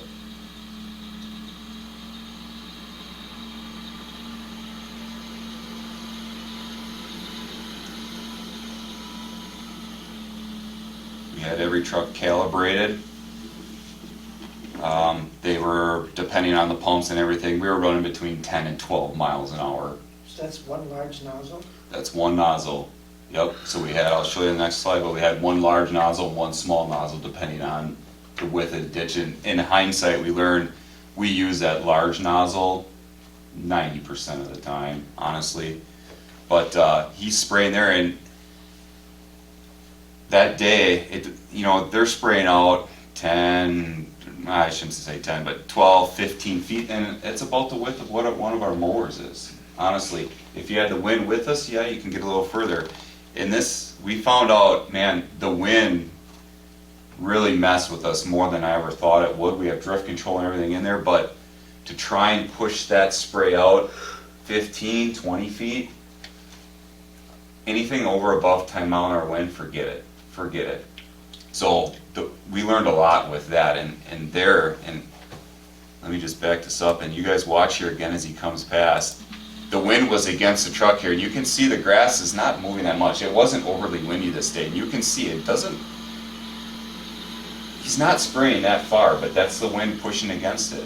So that's, the brand of nozzles we have are called Boominator nozzles, and we'll go to the next slide here. I'm told that Boominator nozzles are better. They have a little bigger droplet with the design of the nozzle, and maybe that wind doesn't affect it as much. So, and those nozzles are about $100 a piece, so they're nothing crazy. You can see there's a still picture on the left there, obviously, of the video you just saw where it's spraying out right behind that. You can see it right here. I'm circling here, the two nozzles. And here's just a close-up. All we had to do, we already had the truck, we had the brine tank, the pump was all there. The only thing we had to do, AJ in the shop and the boys, we routed some lines up between the frame rails up to the front of the truck there right behind the cab, put those nozzles in. That's all we had to do. We had everything else. It was dirt cheap, super easy to do. So we did it again with the two quads. Use the same controller in the cab? Same controller, yep, absolutely. We just calibrated to figure out the percentage of, pressure and everything. Same controller, everything. And the guys can get out with a crescent wrench there. If you look at these nozzles, depending on maybe the wind or something, you can just simply put a crescent wrench on there and tip it up or down a little bit, depending on the ditch or the wind, maybe the terrain. So you can get fancy and get little actuators on there and do it right from the cab. But again, most of the time we learn, once you get that set for the day, you move it very little. You don't need that. But there is a lot of difference in height of the road. Sometimes the ditch is below you, sometimes it's above you. Yep, Yeah. there is. So yeah, we learned a lot, and you can see the difference here in the sides of the nozzles. This is obviously the big one and the small one over here. So hindsight, I'd have to look into it a little more, but we definitely want this big one. Maybe there's one that's a medium, I guess I'll call it, that would maybe benefit us more. But very simple, it didn't take us much to get to that point. So here's some notes. They call it a keg. You can buy these in different size gallons, but we ended up working with a salesman at Nutrien. We found out that for our quads, 2,500 gallons, one 15-gallon keg was exactly what we needed to mix in those 2,500 gallons. We started spraying on May 4th, finished there on the 18th. It actually took us 7.5 days of, again, the actual spraying.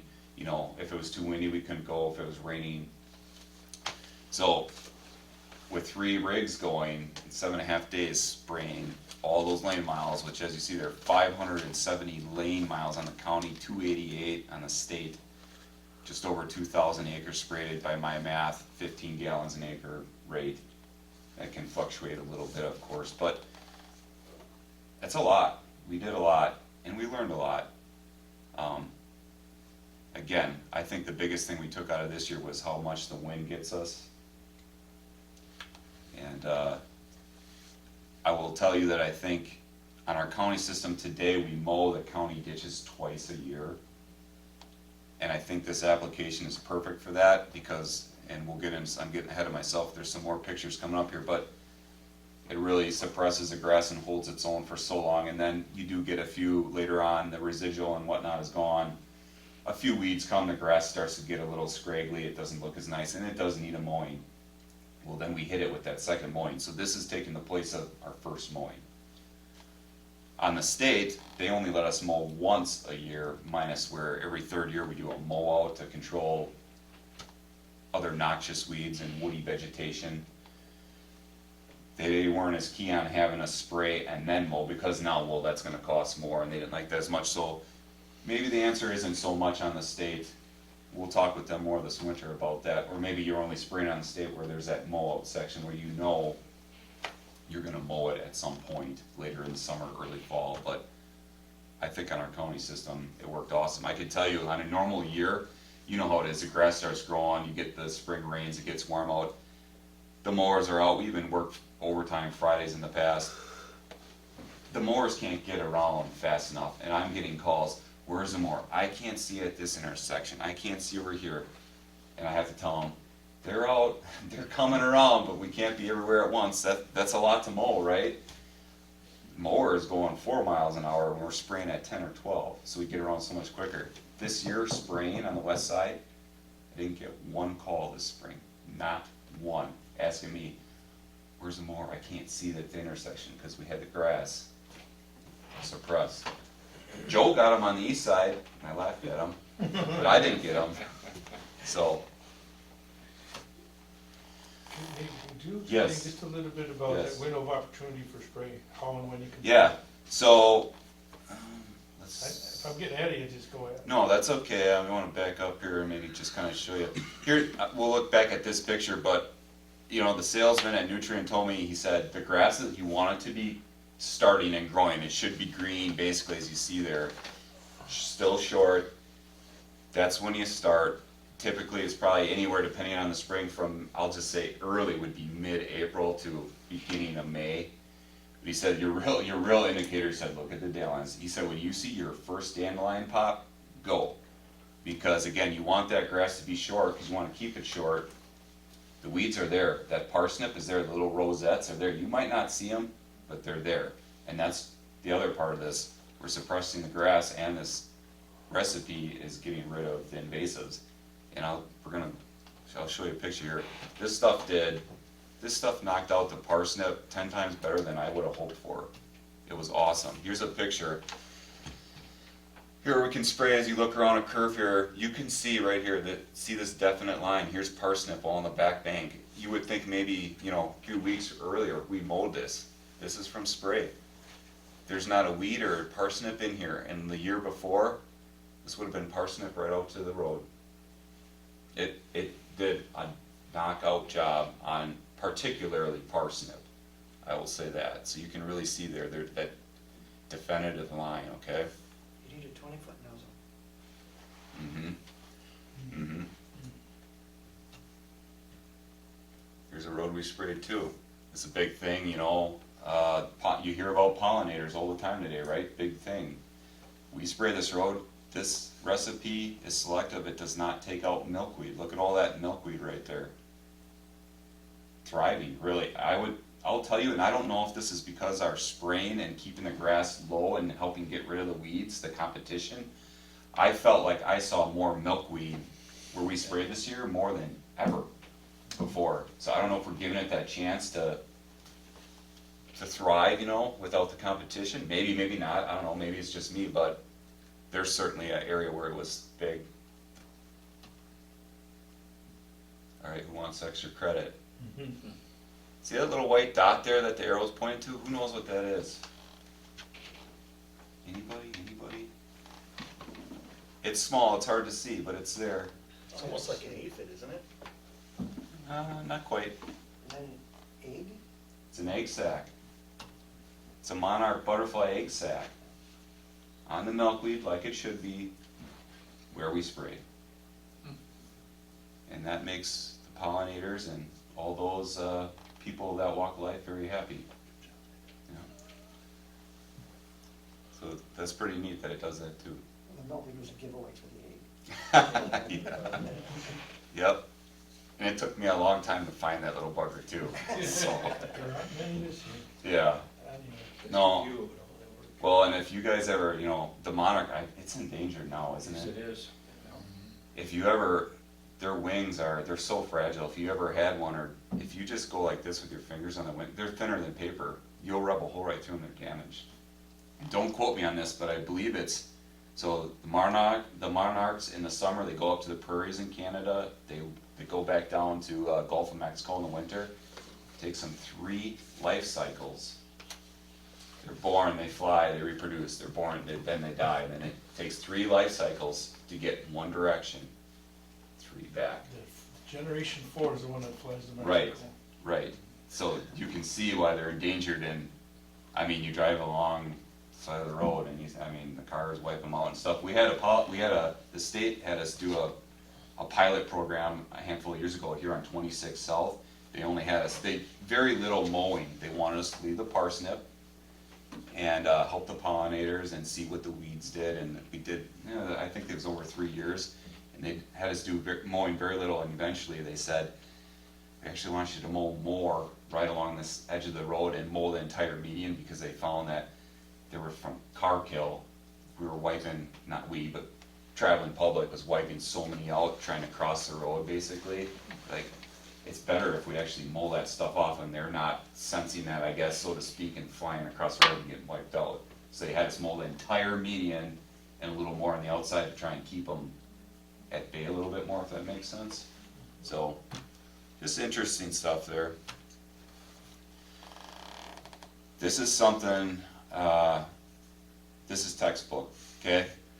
So here's June 7th, this happens to be State Highway 33, between A and 26, so just out of town here. So this is roughly 1 month after we sprayed.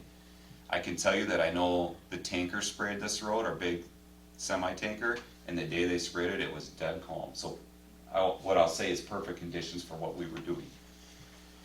1 month in, look at how perfect this is. You would have thought someone mowed it. This is something out of a magazine, I always say. It's unbelievable to me how perfect that is. Here's a little different angle, okay? Now this next slide. Same spot, holding the ruler out there. I mean, we're 8, 9, maybe you can fudge 10 inches on the short stuff where it suppressed the grass. And the stuff there right next to it is, I mean, that's the 3-foot mark. We're tickling 3 feet there, and it's headed out. I mean, that's what this stuff can do in the right conditions, okay? So I was really happy and impressed with that. Now, I'll be honest, every road didn't look like that. This was perfect. Again, we learned from the wind. Another thing I would tell you is we didn't have an agitator, we didn't circulate the tanks when we'd fill these trucks up. We'd put a little bit of water in, then we put those 15 gallons in, then we top it off with water, and that, it mixed it up pretty good, and then we still had to drive to the job, right? But I really believe that, I'll call it maybe a watered down zone, a hot zone within the tank as we spray, because there were spots where it could be a little patchy, or maybe it almost looked like we burned the grass, so it maybe got a little heavy dose of it. So in the future here, we'll run a pump and help recirculate that to blend this mixture a little better. And again, Is it temperature sensitive, that it does a better job on a warmer day than a colder day? I don't know that, in all honesty, Dale. I know you want the grass and the weeds to be actively growing, I guess. I know, now I'm thinking about this a little bit, there is a temperature zone and we would be within it that I was reading on some of these labels. And I'd be lying to you if I told you the exact temperatures, but we were within those parameters, so.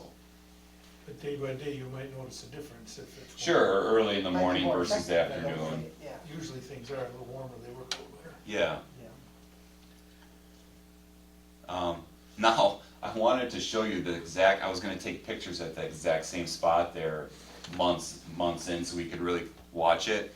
The dang farmer went and mowed the whole ditch on me, so I couldn't go. So this is the same road, but it's just up the road a little ways on someone who didn't. But again, so here we are. We're 2 months in now to the spray, okay? And this is about the time typically we'd be finishing up on our first pass of mowing with the county and the state, okay?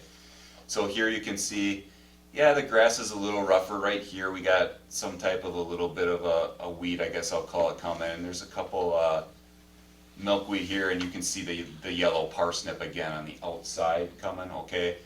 And this is right across the road. I took a picture. Here's a steeper embankment, but again, shorter grass. You can see the weeds aren't here as much, but you can see that grass, the native grass is headed out, growing there. So that's 2 months in, okay? Again, about the time that we would be done finally with our first pass mowing.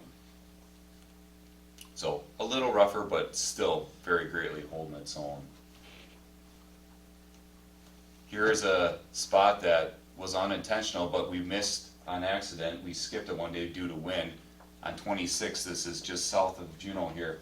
We sprayed one side of the road because we had the wind in our favor. Worked out the other side. We said, not today. And it got skipped, and I'm glad it did, because once we realized it, said, just leave it. I want to watch it now, you know. So this is, again, right across the road from each other. You can see here on the side we treated. So again, this is 2 months from spraying. You can see the milkweed. There's starting to get a few of those rough, Chicory. right? Those rough weeds that are coming in the gravel where they never got treated. They came up late. They were in the gravel, you know. They're starting to come. They're those wiry weeds, and they're a bugger to mow too. But right across the road, it's 10 times worse. And I wish I had someone with me this day to maybe just stand here to show you again. But this stuff we're sprayed, I mean, that's 10 inches a foot tall, that grass. Over here, this is 3 foot plus. It was huge.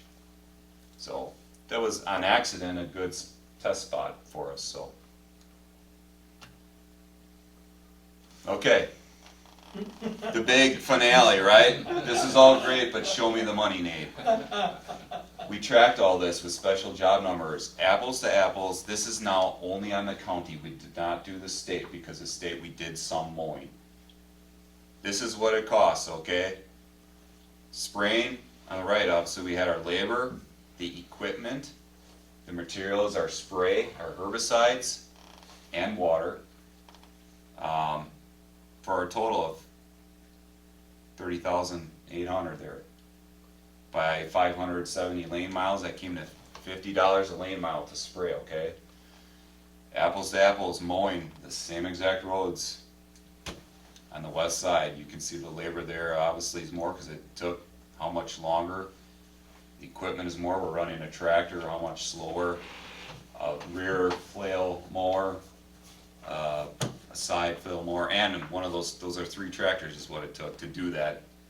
That's what we have go out, and one of them is a batwing. It's over double. So, and on top of that, you know, in comparison to the east side who didn't do this year, I had 3 extra guys this spring that when I was done spraying in those 7.5 days, I took my guys, I had them in trucks hauling and doing this and that, doing other work for me, where Joe on the east side, he had 3 guys tied up in mowers that whole time. And in today's world where it seems like we're always hiring and always short, that manpower adds up. So again, I think we learned so much this year, and the goal is to do this again next year, and we'll do the east side and do hopefully I guess a couple years of jumping back and forth, keep learning. Maybe someday we get to the point we do the whole county, or I've had some townships, hey, what'd you do? You know, can you come spray my roads? You know, so it's out there. We got to learn a little bit more. I will say, again, the wind, I want to agitate or circulate this stuff. I think it'll be better yet. And the last thing is, I think we learned initially, I think it was a misunderstanding between myself and herbicide salesman. But initially the thought was, hey, if the crops aren't up yet, if you on accident get some drift or you get some of this into the field, no harm, no foul. It's got to get on the plant. You know, it's a post-emergent spray. You'll be fine. We got some spots where we had some drift and got it into the field, and we dinged some crops. So, lesson learned, keep it in the right of way. So like you were saying, Dale, I totally agree. The further we can spray, the better it's going to help us. But we gotta stay out of the fields. You know, so again, something we learned. We're walking before we run, but we're jogging now. We've learned a lot in 3 years. Does that herbicide control woody vegetation too? This stuff, no. but there are other concoctions you could mix in or spray separately. We have some stuff already on hand that we will specifically put in a pump hand sprayer. You can go up to a 200-year-old oak tree if you want and spray a little rain around it, you're gonna kill it. We can control that stuff, it's just by hand, we're not spraying it here in this setting, but the stuff is out there if you want. Yeah, I know it's So- out there. Yeah, not this specifically. It's the young stuff you wanna kill, you know. Yep. A lot of times we'll clear an area, then we spray that. Or we go in with our forestry head on a skid loader, which is awesome. Did you So- spray 73 this year or not? Mhm, mhm. So that's some spots too, I think you would see, I would agree with you. Some spots it looks really good, some spots it's like, There's some spots on 73 that had really a lot of parsnip, farther away. yeah, it was outside of our, They have what we some reached, but. wide rights of way along the Well, right, some spots are right away it's narrow, it's 33 feet, and you could basically spray that whole right away, and some spots, depending, it might be 80 feet, and then you're talking, remember we talked back then, we need to borrow your gator, so we can go off-road and get this stuff for a helicopter, that's going in the next budget, that way. But, so there's. For that PowerPoint. Yeah, right, yeah, right. So there's a lot to it. Again, we learned a lot and we're gonna keep learning, but, the proof is in the pudding. We got around how much quicker and saved money and got rid of a bunch of weeds, keeping it safe remember, this all started with concern for our workers, first responders. In the past, I put in locates. People are definitely afraid of that parsnip, as they should be. We've had claims here at Highway where guys get into it on accident and they get bad rashes. In the past, I've put in locates, go do some ditching, do a culvert. And again, I can't have the mowers everywhere, and the poor locate guy will call me and say, I'll locate, can you please get a mower here before I do this? It's solid parsnip, I don't wanna go in there. Sometimes I could help them out, sometimes I can't. You can't have a mower everywhere. They're very, they're immune to it too, so. Those roadside pickup people too, we want Yes. to warn them, but they get into it, Yes. kids and whoever, So it's, Volunteer roads. it's nasty stuff, so this won't totally alleviate it, but it helps a lot. Keeps it knocked down. Will there be emergence on the west side if you're not doing the west side next year? Do you think? The salesman tells me that parsnip is a biennial, so we should be able to skip a year and it'll still do its thing. And if we keep rotating like that, and we'll just continue to get that more and more under control, what we're spraying anyways, if we don't get some back bank or there's some marsh or pasture where it's obviously outside of right away, it's still gonna wanna keep doing this. And I talked to Dale, I talked to the salesman about the thistle. I said earlier how you had asked me several times, brought that to my attention, there's some good patches of thistle, and there was. I said before, I saw more milkweed this year more than I ever thought, but I also think I saw more thistle than I've ever seen before. And he said, boy, that thistle, he said, your problem started several years ago with that thistle, you might not know, but he said the underground system on that thistle is ridiculous. Oh, it is. It's hard to kill and it's doing its thing, that's an uphill battle, we can do it, but again, it's gonna take a few years of fighting that to, I don't wanna say get it under control, will never stop, right, but, and then eventually this stuff, like everything, as you farmers know, becomes resistant to it, we'll have to change A really good gears and. product on thistles, I don't know if you wanna look into it, but it's. You have what's that? It's a really good product that's almost exclusively for Canada thistles. Yeah. Called Stinger, but, Okay, and it's not, it won't affect crops that aren't growing either, so. That's a challenge we have, is we can't spray this once crops emerged, and I don't know when that thistle emerges. Yeah, If it that's- won't do anything unless it's emerged. Right, and if Right. that doesn't jump as early in the season as It the doesn't, parsnip, it doesn't. then you almost gotta hand spray that spot. Which, is something we're talking about too. We're talking about what can we do to get wider, what can we do to get some of those late emergent things, because once crops are up, we're about done doing this. well, and we want our guys, we're using the quads. By the time this gets done in middle of May, it's time to Yeah. shoulder and pave, and we want them doing other things, it's go time, so it's a tight window and it works out, but, What we also would like to do is spray the whole county every year. One side would get the recipe that Nate's Sure. sharing with all the selective herbicides to take out parsnip. The other side maybe just growth regulator. Right, but it's cheaper than mowing. right, we can dumb it down and, Problem is, you got that 15 days now to shoot the whole county.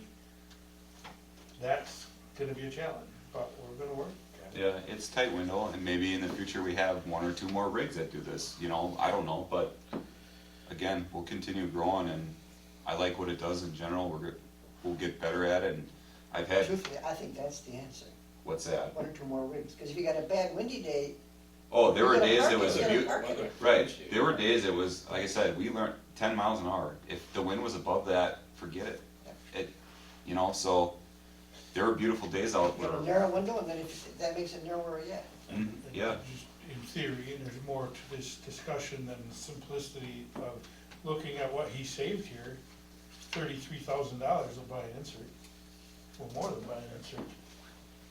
yeah, we already have the quad. We could develop some justification for another insert.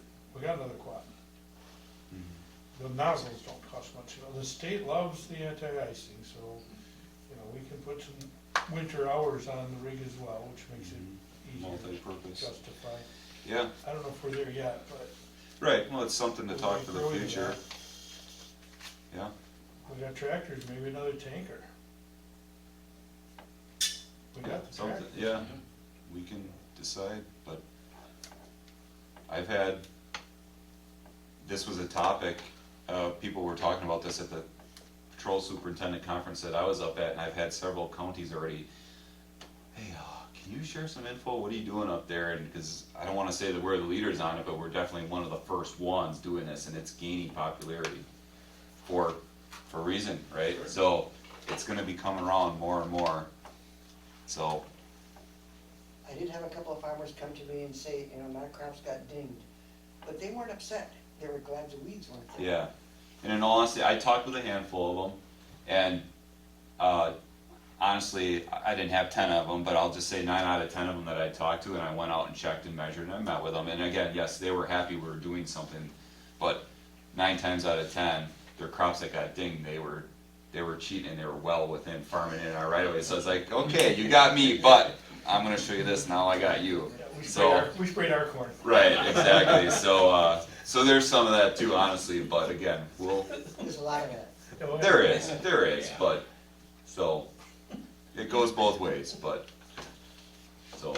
yeah, a lot learned, and, the guys liked doing it, cause it was very, you know, they took it seriously, and it gave them real, you know, not that they don't have purpose on a normal day, but it was a special assignment. These guys that got certified and trained, they took it to heart, and they thought of things and shared ideas with me too that I didn't think of, and it was pretty cool. We all worked together, and they were into it, so, yeah. And you guys, allowed us back in the day to get this rolling when we brought it to you, you know, those of you that were part of this, so thank you. It's a good thing. Paying off well. And I think that's my last slide, yeah. That's a grand finale. So, So do they make the cocktail for you then, these kegs that are all pre-mixed up? they're all blended, just Okay. like, the only thing we have to add separately was the MSO, the sticker, and I don't remember offhand, but the drift. We had to add those manually by hand, and, we just used a pump where that's real easy, but the heart of the recipe was pre-mixed, all done. And honestly, those were those 15-gallon kegs I told you about. I think next year when we do this, I'm gonna get a big tote of it instead of messing with all these little kegs. We got a meter right on there, and if I know I need 15 gallons for this truck, you meter it right in instead of dealing with all these handling multiple. I just have one tote, and the pricing may get better than yet if I just have one bigger lump sum, right? So, MSO, it's methylated seed oil, if I'm not mistaken. you're right, yes. Right. Mm-hmm. It's just an adjuvant, but it makes your herbicide a lot more effective. Mm-hmm. Absolutely, yep. We had Penetron in there too, which does some of the same, but, yeah, so, yeah. Questions? Good deal. Nicely done, thank you. Yeah, well, thank you guys for your support, so. Alrighty.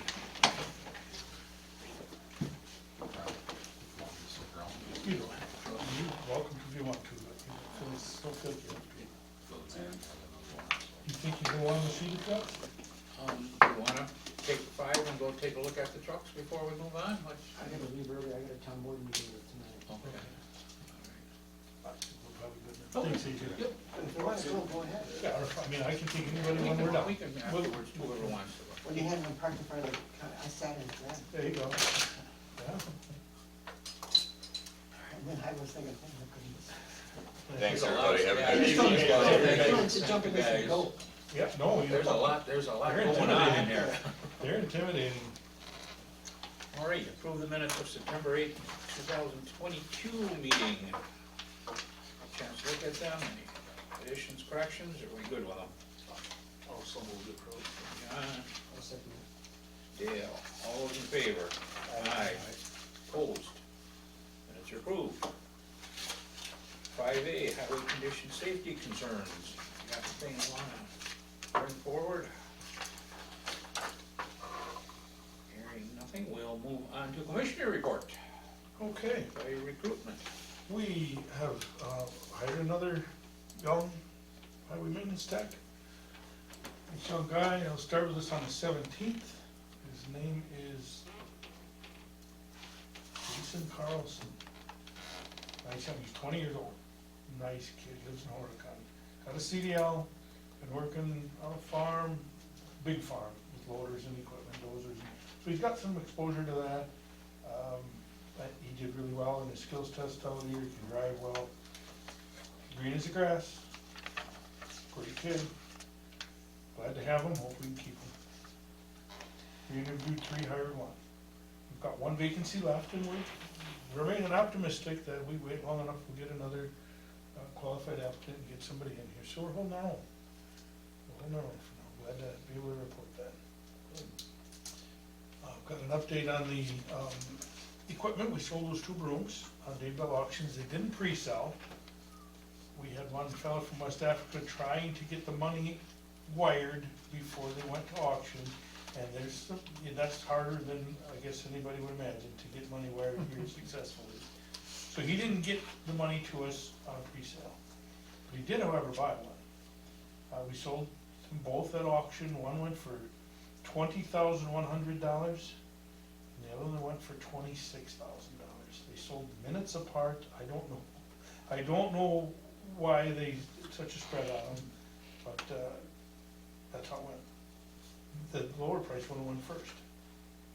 So, whatever, I'll never understand how they go. Target that we're hoping to get out of those? I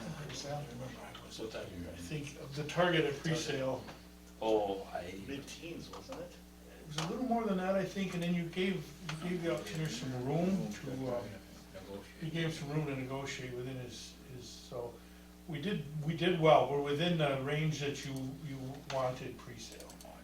Have you ever been to anything at one of those online auctions? The last few minutes are very touchy. Oh, that's- That's why I That's think what the stuff happens. difference. We make a lot of money the last 5 minutes of those things, yeah, I sat there and watched them go. If you try buying stuff on the internet, sometimes you just miss it. Well, and sometimes what people do, when I've seen this, you put in your high bid, Well, and it'll keep raising your bid till you hit that so one. you hit that spot. And you can almost tell when that's going on, because there'll be a bid that Automatically bumps up. 15, 20 seconds, it's out, Somebody it's He counted. puts out bidding like that, and then Yeah, It works pretty well. You almost got it, unless you're gonna sit there for however long the auction's going, you know. And so the prices I quoted you are what we get. The commissioner, the buyer's fees all on top of that. So we did well. Auction value 16. Well, now, if you remember, I told you, he ran these and he had the wrong VIN number, Yeah, I think that's, remember that? Yeah. So that $30,000 value was not accurate. But even with that, with the room you gave them, we got within the range that you were hoping for, so we did very well. Still did good. We did very well. So I want to share that, and lastly, I just want to say, I kind of had a homecoming week with past highway committee members. Yeah. I saw Bill Mookie last Saturday at our show down over at the Shower Center. He's doing well. He says hi and just, thinking about us. In great shape, doing fine. And I talked to Harold Johnson on the phone. He's getting over a bout with some problems, but he's doing well and thinking about us and says he's coming to a meeting one of these days. I said, you just come anytime, Harold. Be glad to have him. So, we'll report there. Thank you. Project updates. County M. Alright, Highway M, the paving and curbing, and then from Highway JM up to the intersection there with the J, we had to stop short. We had talked at the last meeting that there were some issues with the railroad, they weren't giving us permission to work in the right of way, so we had talked about maybe having to do like a temporary thing to finish the project this year. But since then, the railroad actually has come through and they've given us permission to work in there, so Michaels is working with the railroad, they've redone our schedule, and they have the permission, but now they need to schedule the flagger to go to work in there. Flagger's gonna be available October 24th. So basically, that area is gonna be worked on between October 24th and November 4th. So it'll end up, when all said and done, it'll be built according to our original plan. It'll just be later than expected because of the railroad issues there, but in the meantime, we're hoping to get the shouldering in, at least on that southern end, all the way from JM up to that point, and pavement marking in that, so most of the road will be done, hopefully soon here. Just up to the intersection with the railroad crossing. 95% is paved. And it's We're not paving that really, all. really good job. It's really turned out nice. I drove it the other day, even though it was closed.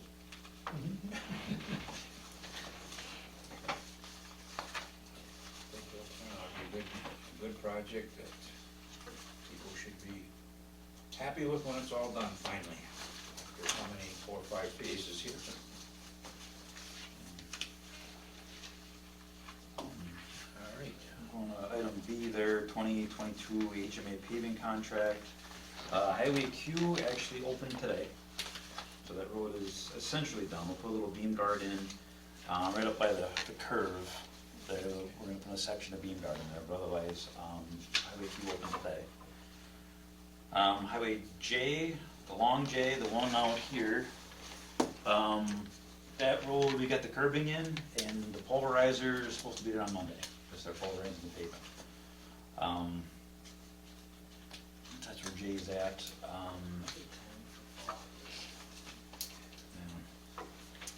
The CD open? I don't know, it wasn't a week ago. It was a week ago. short J, the one through Kleiman, they're gonna be fine grading within the next week on that project, or possibly even tomorrow, I guess. I just got updated late today, they're gonna start doing Monday. Oh, okay. I just So- got that before we came. Okay. So that project's moving along pretty good. Even our Highway V, the one that we're gonna be working on next year, paving, our guys have started replacing pipes and things up on, our section of V. Those pipe replacements probably actually done by next week. So that's where Highway V's at. That one's gonna be bid, by the state probably next month. So, that one, the paving in that and that project will be next, spring, but That's our BIL. that's the BIL project.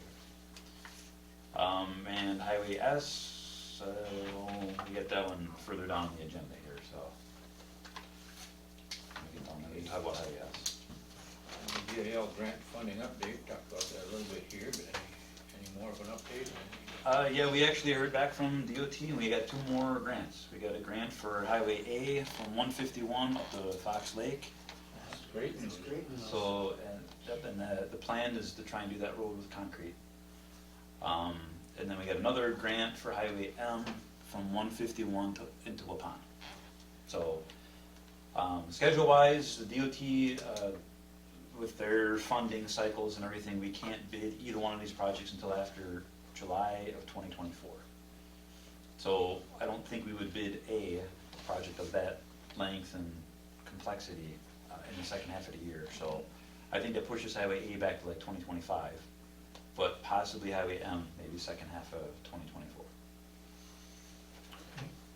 And what's the award total? Oh yeah, that's right, I got the letter up here, if you guys wanna take a look. There it is.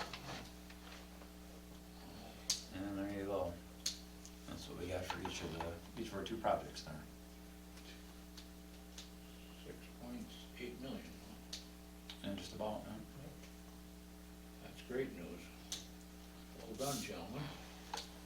Good work, Yeah, Nathan. absolutely. So, Good work. Timely applications applied appropriately and It still takes time, 25.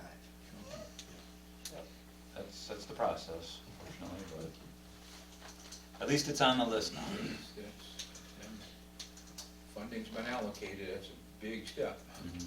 So, how does that work if the costs go up so much in that length of time? That's the hard part.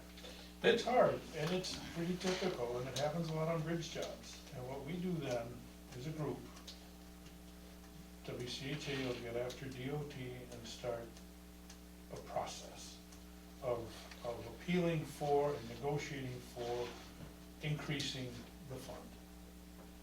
If they have money available or can reallocate money from some other program into this, they do, and we've been pretty successful in the past. If there's no money, that can happen, especially this is all federal BIL money, so this is really a different challenge than what we've had in the past.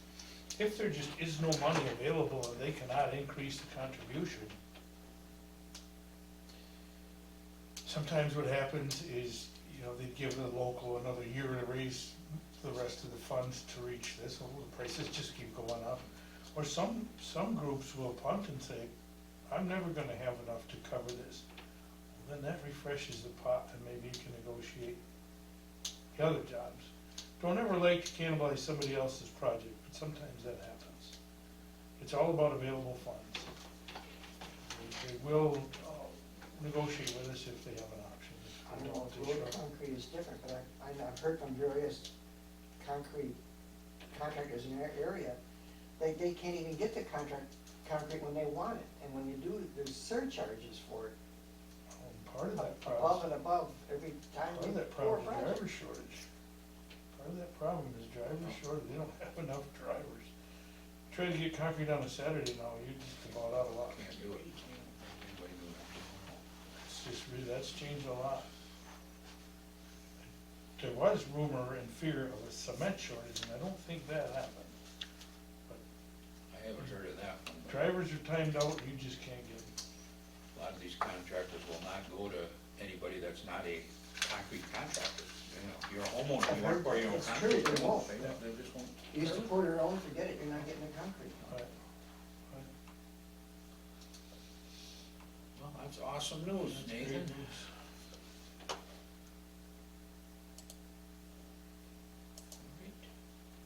Review, consider, and possibly take, do you have anything else? I'm sorry.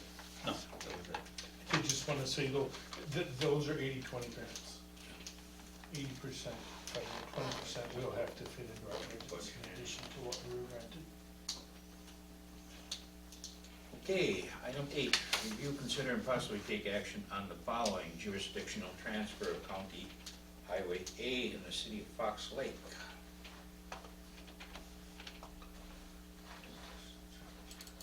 Done.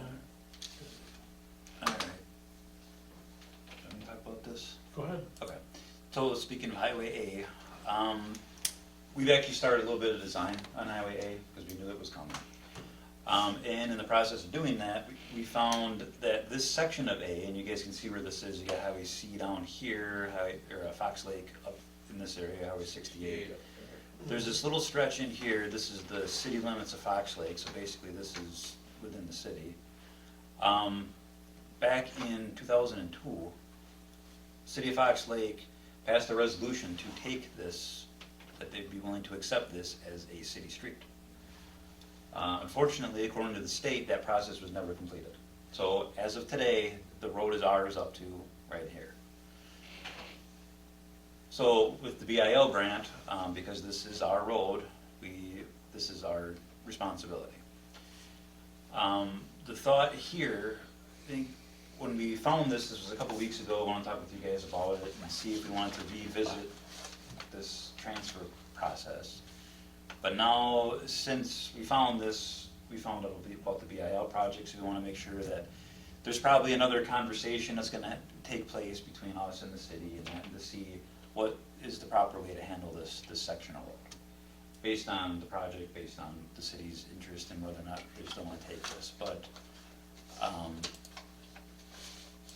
do have a copy of the resolution, I mean, here it is, from 2002, from 68 down to the corporate limits of the city of Fox Lake, which is what I showed you guys on the map there. So, I'm working with Kim a little bit about, she was gonna do some research and see whether or not there was anything done on the county's end to make this official, but according to the state, this never actually happened. And that's where it sits today. We are gonna approach the city of Fox Lake and make them aware of our intentions to do this project. And if they have any interest in extending their utilities out there, to do that now. Regardless what we do with jurisdictional transfer, if they're gonna have sewer and water extensions for future expansion or any development, we're gonna encourage them to do it now.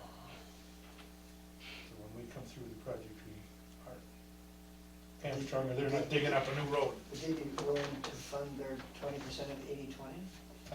That's what we will negotiate, but that's how we did S through Iron Ridge. We had an 80/20, S was ours through Iron Ridge, and we said, listen, we'll do this cooperatively with you, and when we're done, it's yours. And they did that. And that may be what happened here back in 2002.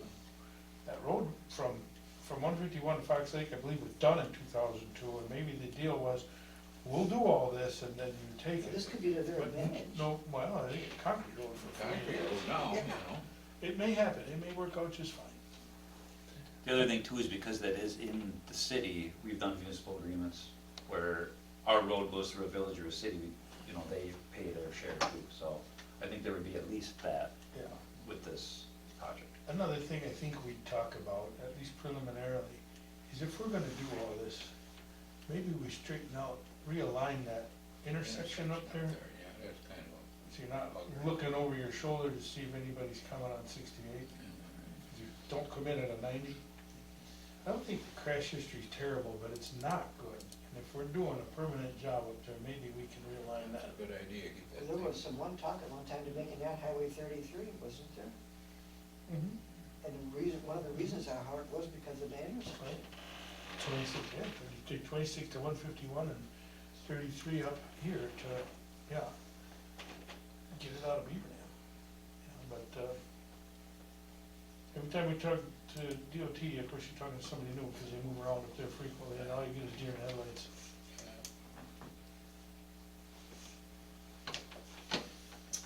Okay. Authorized commissioner to sign 2023 Lift Dot routine maintenance agreement.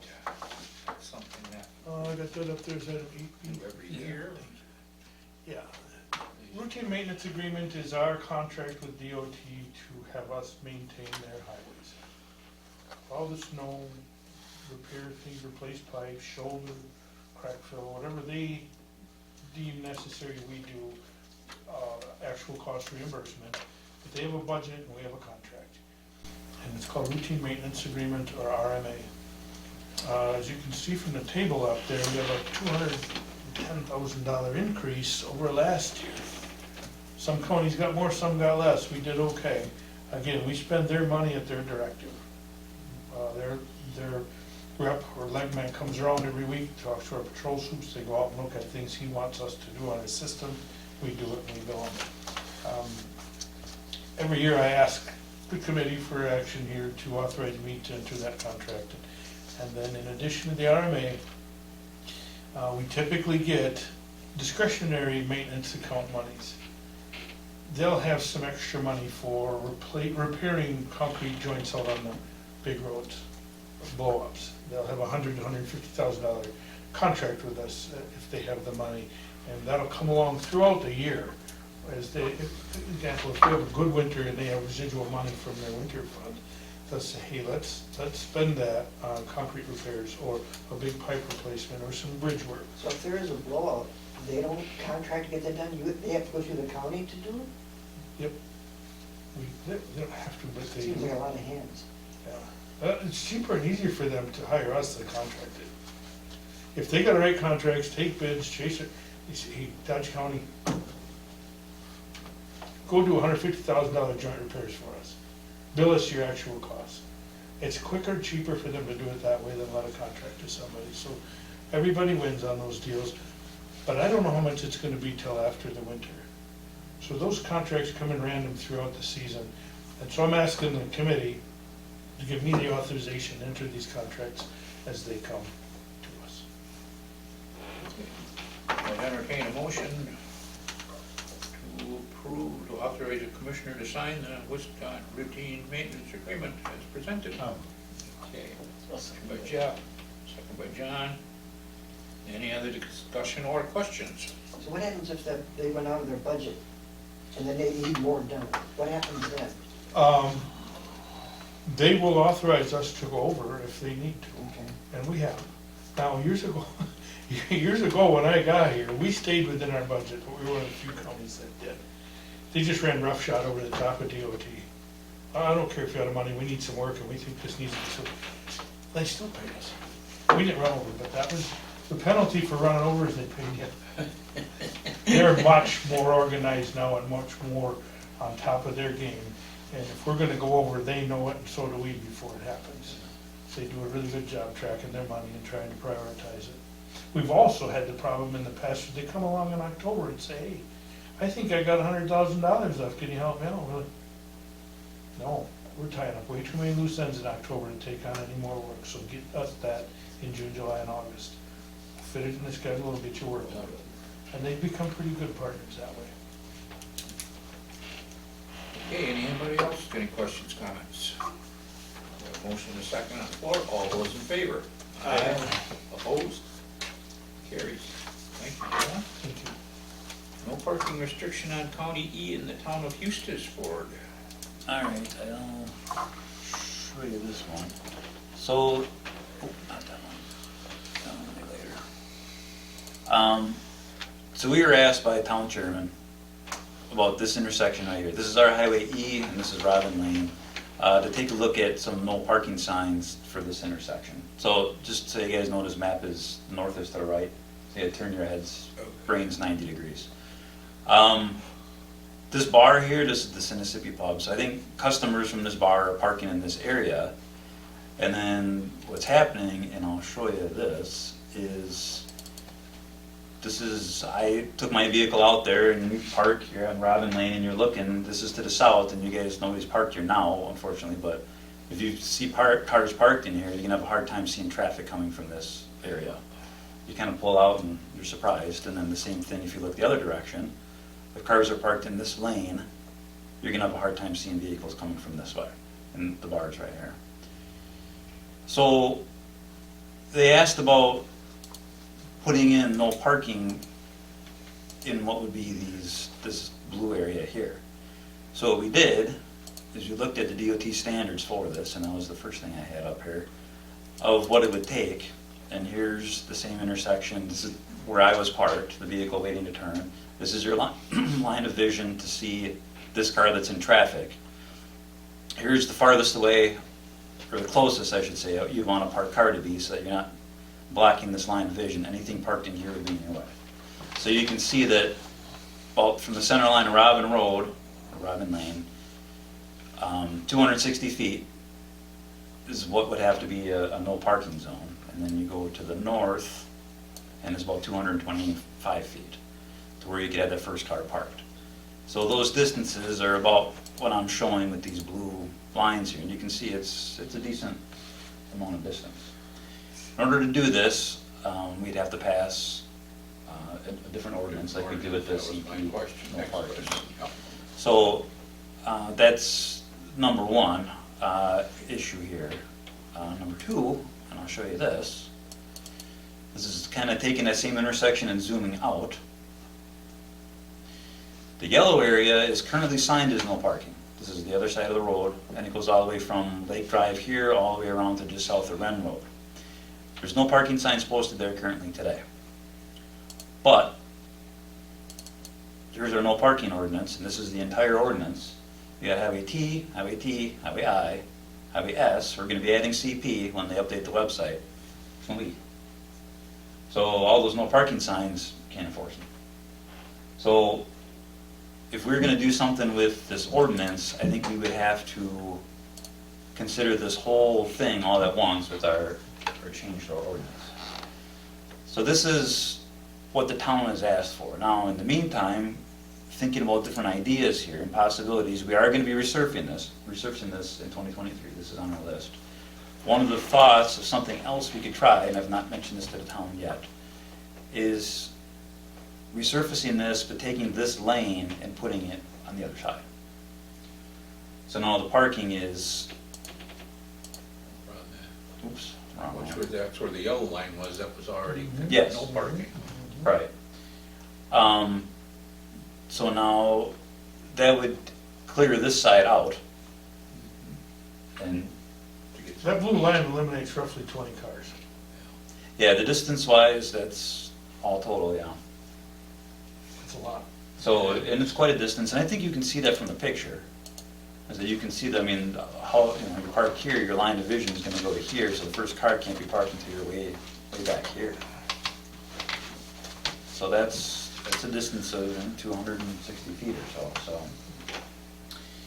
I think this is kind of a to be continued, there's nothing for you guys to vote on today, but. So if you move that lane to the other side, you'd still have the same width right of way. Yep. You'd actually just move the traffic. Move the travel lane over. Yeah, so, yeah, curb, well, I would say curb to curb, but curb to shoulder would be the same width. You wouldn't be widening the road or anything. It's just instead of having parking lane, lane 1, lane 2, you'd have lane 1, lane 2 parking lane. It would just be a paper marking change. So then they would But be it helped the bar out that way too. Right. Where it's yellow now, And we're presently now, most of them are walking across the road, aren't they? Yeah, So it'd be safer. I think that's. Parking on that's the point. other side. We had a pedestrian fatality up there 6-8 years ago, just north of the area we're talking about. It was at night, it's poorly lit, there's no street lights out there, and a pedestrian got hit and killed. About where that letter E is. So, moving the parking over, it just makes sense in a lot of ways. So it's something I'll mention to the town, and we'll see what they say about it. So you guys will see this again, but just so you know, so this will be an item that's back at some point, but just so you guys know in case you hear about it or it's mentioned. Item D, 2022 Budget Amendment Resolution. Okay, I've got that here fresh off the press from Court Council this afternoon. This resolution is a recommendation from the resigned Finance Director Dave Ellinger. If you remember, when he redid our budget for 2022, kind of behind the scenes, he took $3.1 million and created this construction fund, and it's been commonly referred to as the found money. It's not really like he found it in a bag out in the street, it's always been here, but he reallocated it to our 400 fund, or our project fund.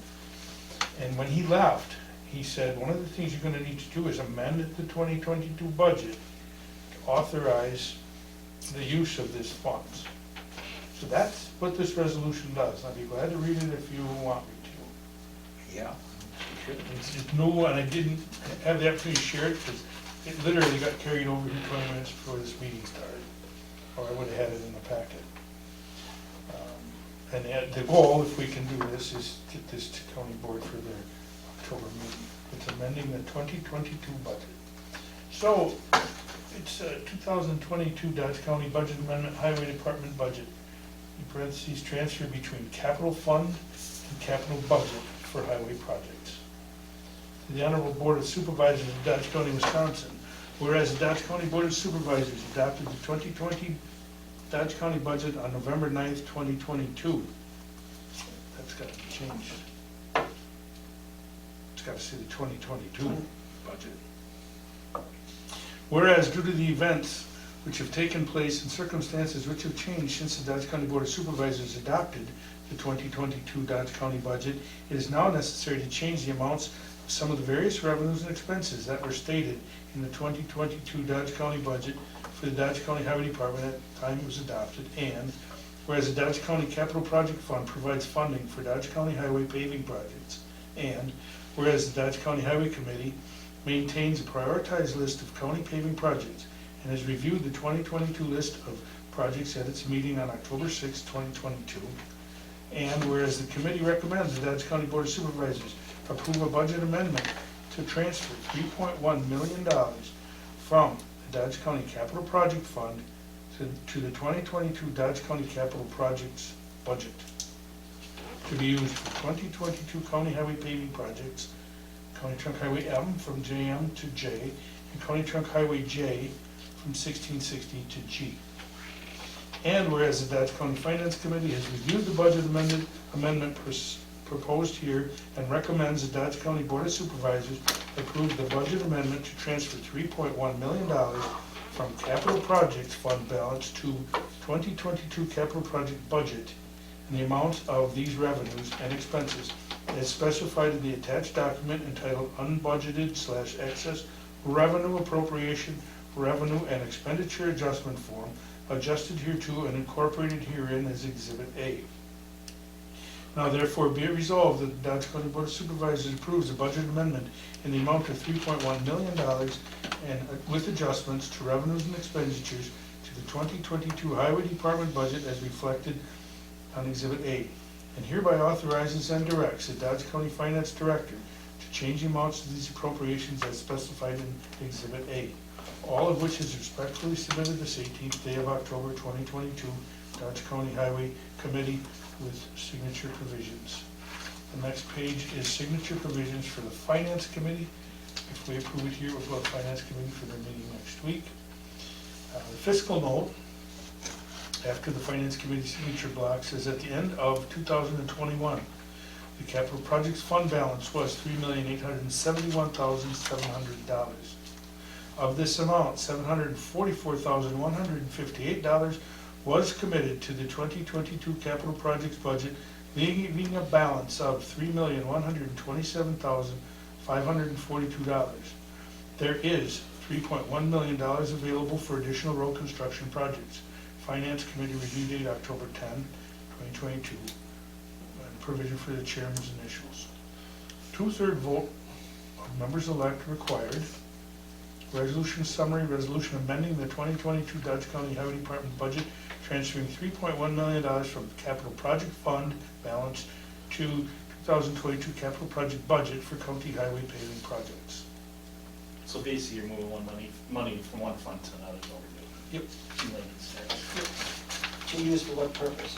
Is this for M that's already been done? Yeah, I'm in J. What would happen if this didn't? Well, right now our budget is huge because our budget has $9 million in it. We didn't borrow the money, but it's in our budget. So if we approve this, that moves 3.1 from one fund to another. The next step, and probably at our next meeting, is gonna be take that 9 million out. Because we didn't borrow the money. But today it's in there, we're not over budget, you didn't fund the budget. It's all finance stuff. So why did they do it that way? Why did they set it up that way? Well, when you build your budget, and they're doing it right now, you have to make your best guess, your best assumption. And the budget got approved with $9 million in it. And then they didn't borrow the money. Dave Ellinger left quickly. He was intending to do this probably back in January or February. This is the $9 million that did not get borrowed. That's Right. what's in our budget Right, but today. Still in our budget. Still in our budget. This would have happened back in January, February, had Dave still been here. But since he's gone, since that finance department is just Up in their eyeballs trying to. very overwhelmed. This is why this is very time sensitive. This is housekeeping right now. But we're not over budget because we got $9 million in there right now. Well, I mean, if you want to split hairs, we do. We're not gonna spend it. This is money we have and we should reappropriate. But nobody can say we spent money we didn't have. Yeah, I understand what you're saying. You know, if it becomes that issue, So this 3.1 is going to pay for projects that are already done. Yes. Which is supposed to be done with borrowed funds that really never got borrowed, if I'm understanding right. It was budgeted from borrowed. and this was made public way back when. Yes. It's This just is not new. it's never formally been There's done. never been a formal resolution before. Right, right. This was known before we ever signed a I contract. remember when he brought this up quite a while ago. openly before we ever signed a contract. We just never did it. So the 9 million that's in the budget, we don't actually have the 9 million, is it? We totally won't spend it. Well, I hope not, because we didn't borrow it, That's so it's right. not there. It's in the budget, but it's not real. That's exactly right. Exactly right. That's why we haven't spent it. Yeah, there were projects we had to It act. stimulates money, Yeah. it's not real. So we do have a typo on here. I don't think it's appropriate for us to cross it out and correct it. If you want to approve this, I will get this corrected. I will circulate it for signatures before the county board meeting. I mean, we almost have to pass it. Well, sure. Yeah. All right. And if anybody wants to see the exhibit A, it's here. I don't. Trick is get 2/3 mess it votes. up. Yeah. It's not new money, it's not No, it's anything, not. it's It's just just- moving it from one Yeah, you fund just to move another. one fund to another, yeah. Capital projects fund to the capital projects budget, it was always there, And committed to highway. Right. It's not like they're taking from the general fund or Henry Dodge or anybody else, it's all highway money, just one fund to the other. They're not showing you when you run a capital, are they? I mean, did you have money, things planned for that money that you're shifting? No, Well, how else were we paying for J and L? right. That was, Well, that's- that was that's- always the intent, that money would be part of funding those projects. That and sales tax allocation. Because you weren't here when we were gonna be borrowing 27 million. 18 million over 2 years Well, originally it was 27. was the, originally, that and then money- we carried back That's to money that was, 18. And we got approval for 18 million, but then we decided we'd be good people and only borrow 9 first. And save the 9 for down the road, even though the 18 million it did pass the board. But now they rescinded that pass, right? They didn't approve it. They They didn't tried approve 3 it the months second in a time row. around, even though it was approved once, the second time. That was like in January, February this year, wasn't it? 'Cause I remember watching that, Yes. I remember being at that meeting downstairs so where did watching that that. 3.1 come from originally? Was that left over from snow emergencies? No, Or no, where what was it? happened behind the scenes, okay, I'm gonna try to simplify this explanation, there's nothing simple about it. But on a high level, our typical annual highway budget is 18 million dollars. And a portion of that is projects. The rest is pay the bills, do the snow and ice, buy the equipment, things like that. So in the 2022 budget, 3 point some million was project money. The finance director, because he knew this at a very high level and had done a lot of changes throughout our entire accounting process to bring us up to compliance or to modern standards, he took that 17 million and he split it, for conversation's sake, 13.5 in the R 700 fund, our nuts and bolts, pay the heat bill, pay the help, buy your equipment, and the other 4.5 or 3, whatever the balance was, he put into a project fund. So he segregated our monies. That's all it is. It's not more money, it's not less money, it's. So you gotta get it out of that fund to get it into this Into other the fund, project so budget. we can pay Pay the for it. bills. Pay the project. Yeah, it's just. It's gotta come out of It's the how he fund. allocated the budget, it's how he just allocated the dollars that he was given. You gotta take it out of the fund and put it in the budget to Yeah. spend it. On the project. Yeah. Because it's in the fund, doesn't mean we can spend it. You gotta agree to move it into the budget to Yeah. pay the bills. Yeah, I understand 100%. That's what it is. So it wasn't found, it was, he segregated our money and moved it to this other fund. It got labeled found money, but that's not what it was. It was just an Basically accounting moving it out of process. savings, putting it into checking. There you go. Yes. There you go. That's a really Perfect. good, yeah, that's really good, yeah. And if he were here, he could have explained it much better than I, but that's the short. I'd entertain a motion to move this resolution along. Also move. John, I'll second it. Dale. Any other discussion? All those in favor? Aye. Aye. Opposed? Motion carries. Good, thank you. I'll get this done, I'll get it to you for signature. All righty, Thank you. thank you. It's gonna be after the finance committee. Yeah, I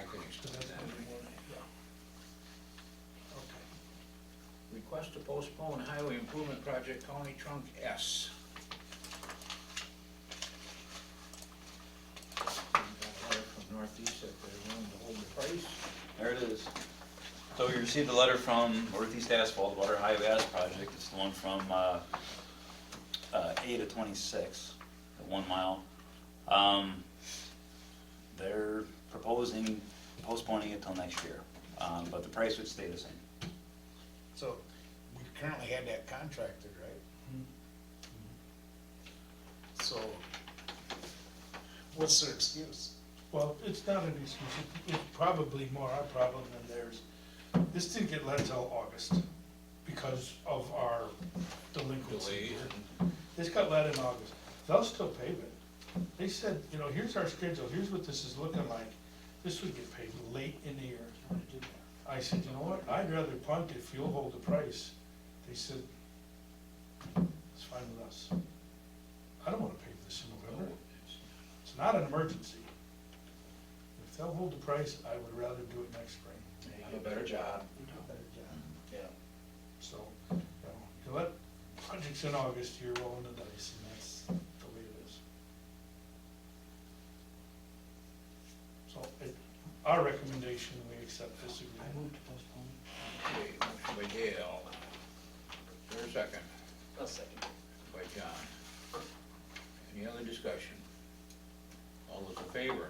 Aye. Opposed? Okay.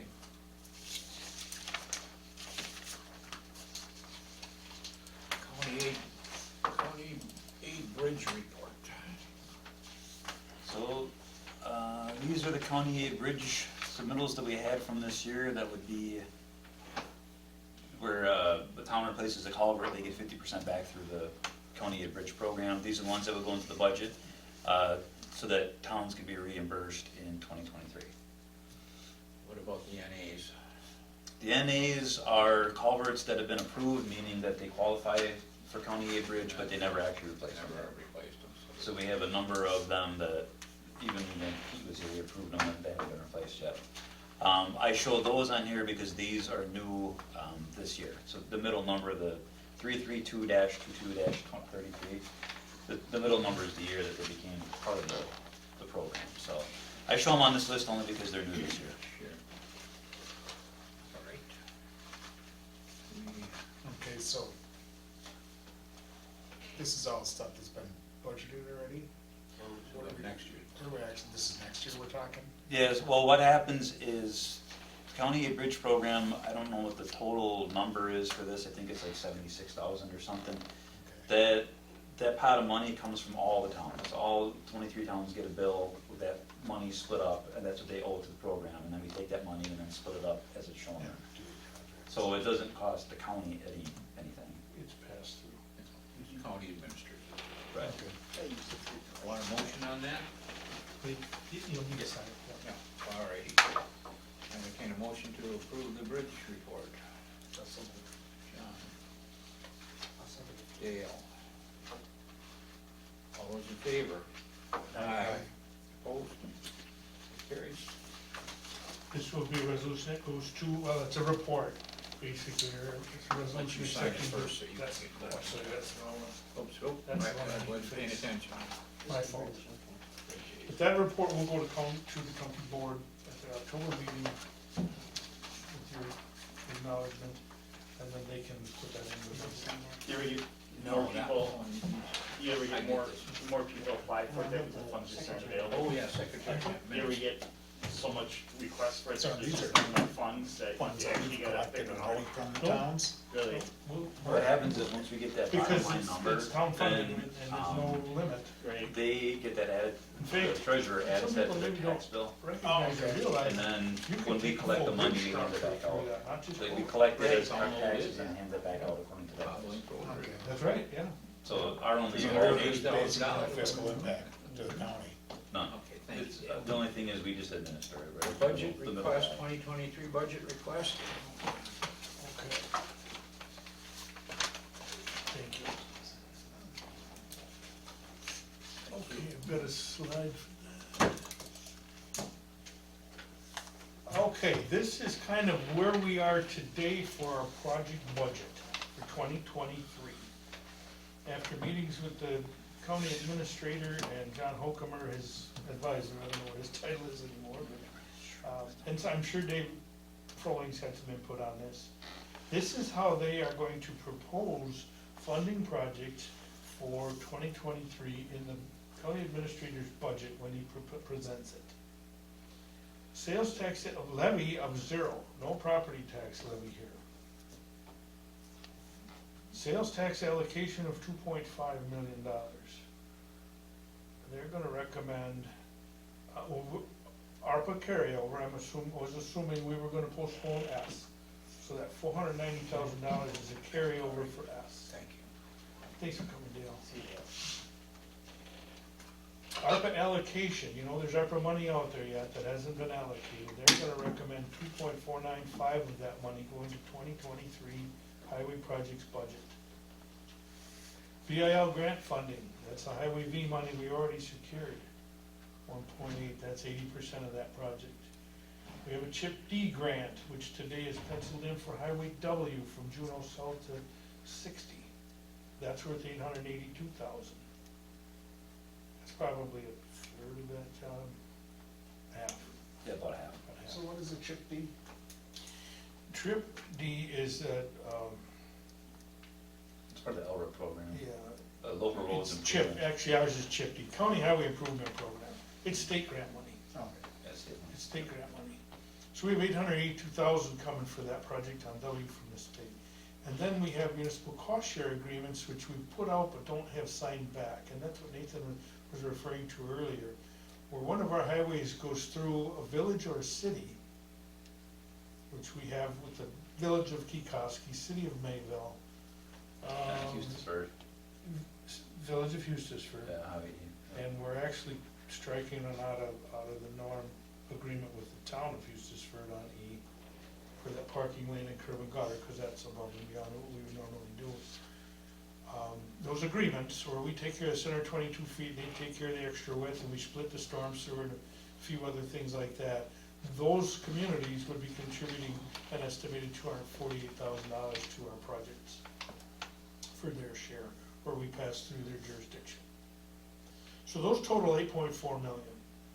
And it's what, the way we have to budget or prioritize our projects is we start with money.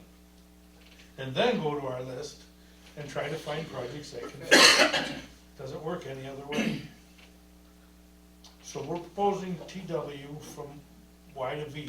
Nathan, maybe you wanna talk about that bottom half and explain the logic.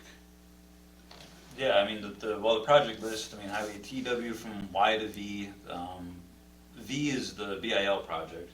So because TW connects right in with V, we already did I'll just show you now. Because we're up here.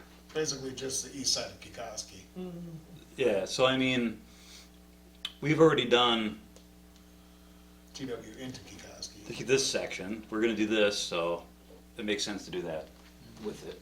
So we'll add the 4 legs of that intersection, so that's why that one was picked. Highway E, this is by Eustisford. So we paved from here all the way down to about here. So that project finishes this off. So we just looked at- Just look back, we'll look back at Mississippi Pub. Yep, that's that same spot. Highway W, 60 to Juneau, that one, like I said, we got the grant for, so we'll be able to do, we have funded to do that one. Highway T, that one's over here. So this one's in need of resurfacing there, so we do that one, and then we have our S project that will be delayed from this year to do that one. So all that adds up to about 19 miles, and you can see when you add all that up, you put in engineering costs, it comes up to 7.8 million. So that's, leaves, was it 625,000 left? So in that case, you're looking at, you only got about a mile and a half left. So we're looking at some options for what we can do with that. But because we'd be cutting it close with our budget, I think at that point, any other projects we'd add to this would be like an alternate bid. So we could see what our bid results are, and then decide whether or not we wanna do the alternate based on the prices we got. So, that's essentially how the list was compiled. We'd maybe talk about a 2-mile alternate project. You know, If it came in where we could afford it, we'd add it, and if not, we'd pass. We did that this year, so, I don't remember what the alternate was this year, but we did, and we could do it. This year, the alternate was actually Jay. Yeah. So, you know, what started out kind of grim and bleak turned out to be potentially Fairly. 19 miles if we get the budget approved. I think that's right. For the coming year, but now the following year, we're not gonna have that ARPA. That's right. Well, Well, we have some. Yeah, this is year 1 of 2. Yeah, for we, that it's ARPA. gotta be used up by Yeah. 24, so there'll be Yeah. some Yeah. available in 24 yet, we believe. And there's every chance for 24, we'd have that highway MVIL project. So how? We more than likely won't have a chip D, because that's an every other year cycle. It's actually 4 years for D. I think so. So, yeah, So without what are the the different additional, levels of that chip then? There's, I'm assuming A, B, C? no, there's just chip and chip D. Yeah, D stands for discretionary. Yeah, It's not a. we get a chip ABC. every 2-year cycle and a chip D every 4 years. Oh, okay, so if it's not a chip D, then we have to apply for a specific project? Yep. to We get always, that? we always have to But identify when a it's a project. D, then we can. Well, we still have to identify a project. Yeah. It's But, just more money, okay. just a bigger number. So it's shaping up. If we can get that approved, we'll have a pretty good year. Sales tax allocation helps like the dickens too. We get that, you know, typically this year we've had $1 million. Yeah. So that- And the other thing is, we've talked about in here, that list that's proposed doesn't have a reconstruction, so your money goes farther. Instead of 1.234 million a mile, or 350 to 400 a mile, it makes a big difference.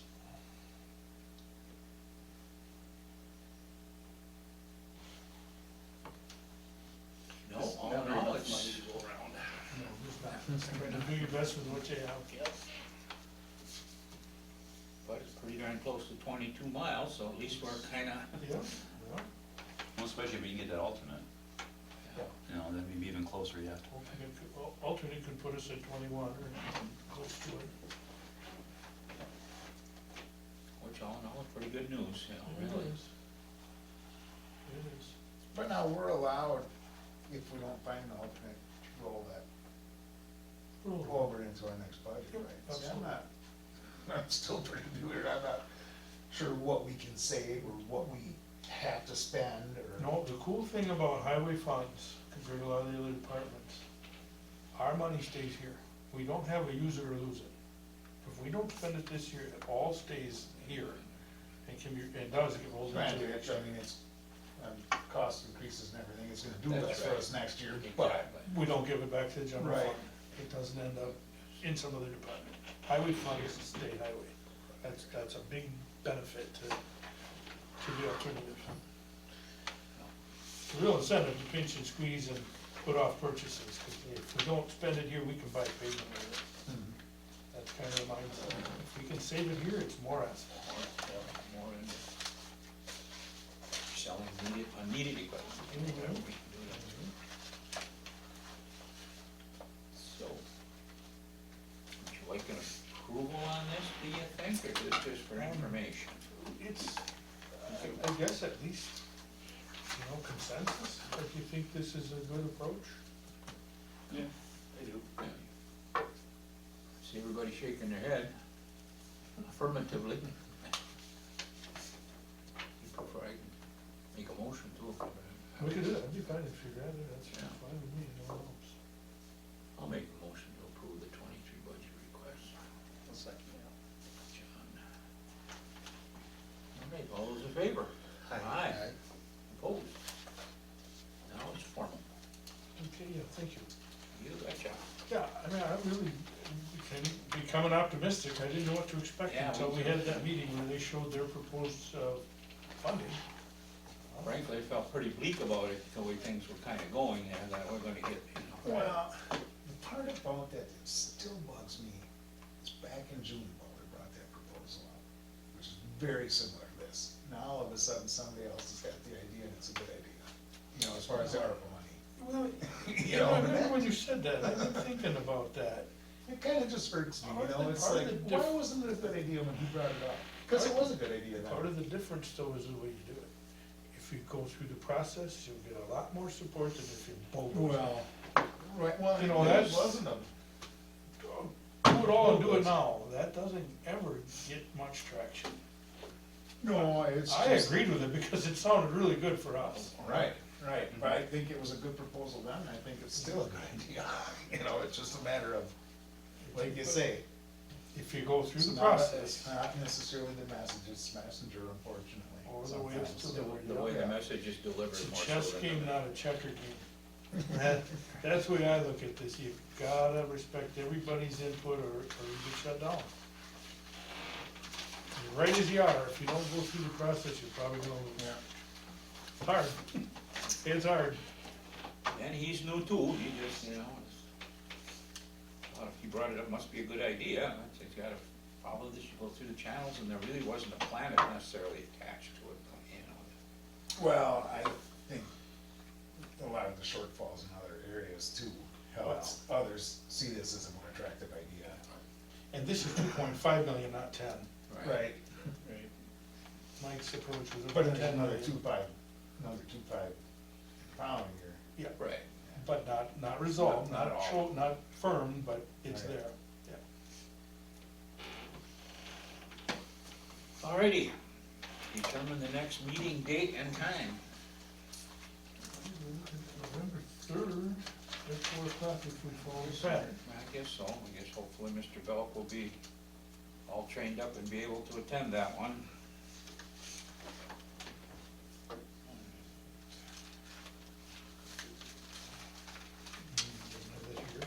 Yeah. 4 o'clock again? Yeah, that seemed to be the, kind of the consensus from the last time, when everybody could make it and Brooks. Fine with me. I guess Dale's got town board, so it can't run more than 2.5 hours typically. If that continues to be a conflict, maybe we. 3:30-ish or That'd something. be different. I mean, I'll do whatever works for you. Well, we did go through quite a bit of stuff today. Yeah, we did a lot of This extra is a big- stuff. This yeah. was, This was a big meeting.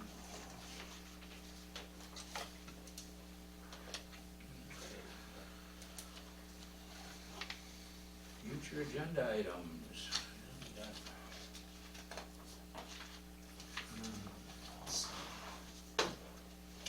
I guess I'd do a budget update and life cycle for truck costs. I'd like to have that done and present that.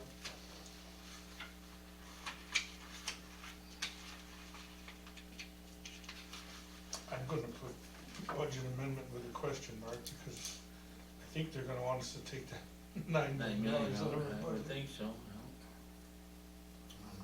I would still like to, for future agendas, talk about, work for hire, our bidding policy for roadways, paving, things of that nature. And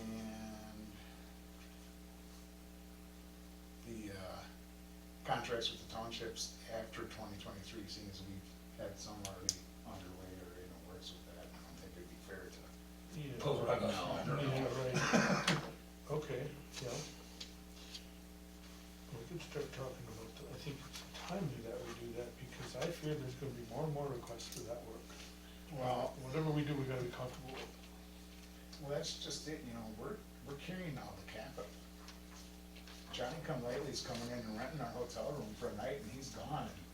We gotta keep the roof on that thing, we gotta keep the plumbing up, you know, I mean, we got all the capital.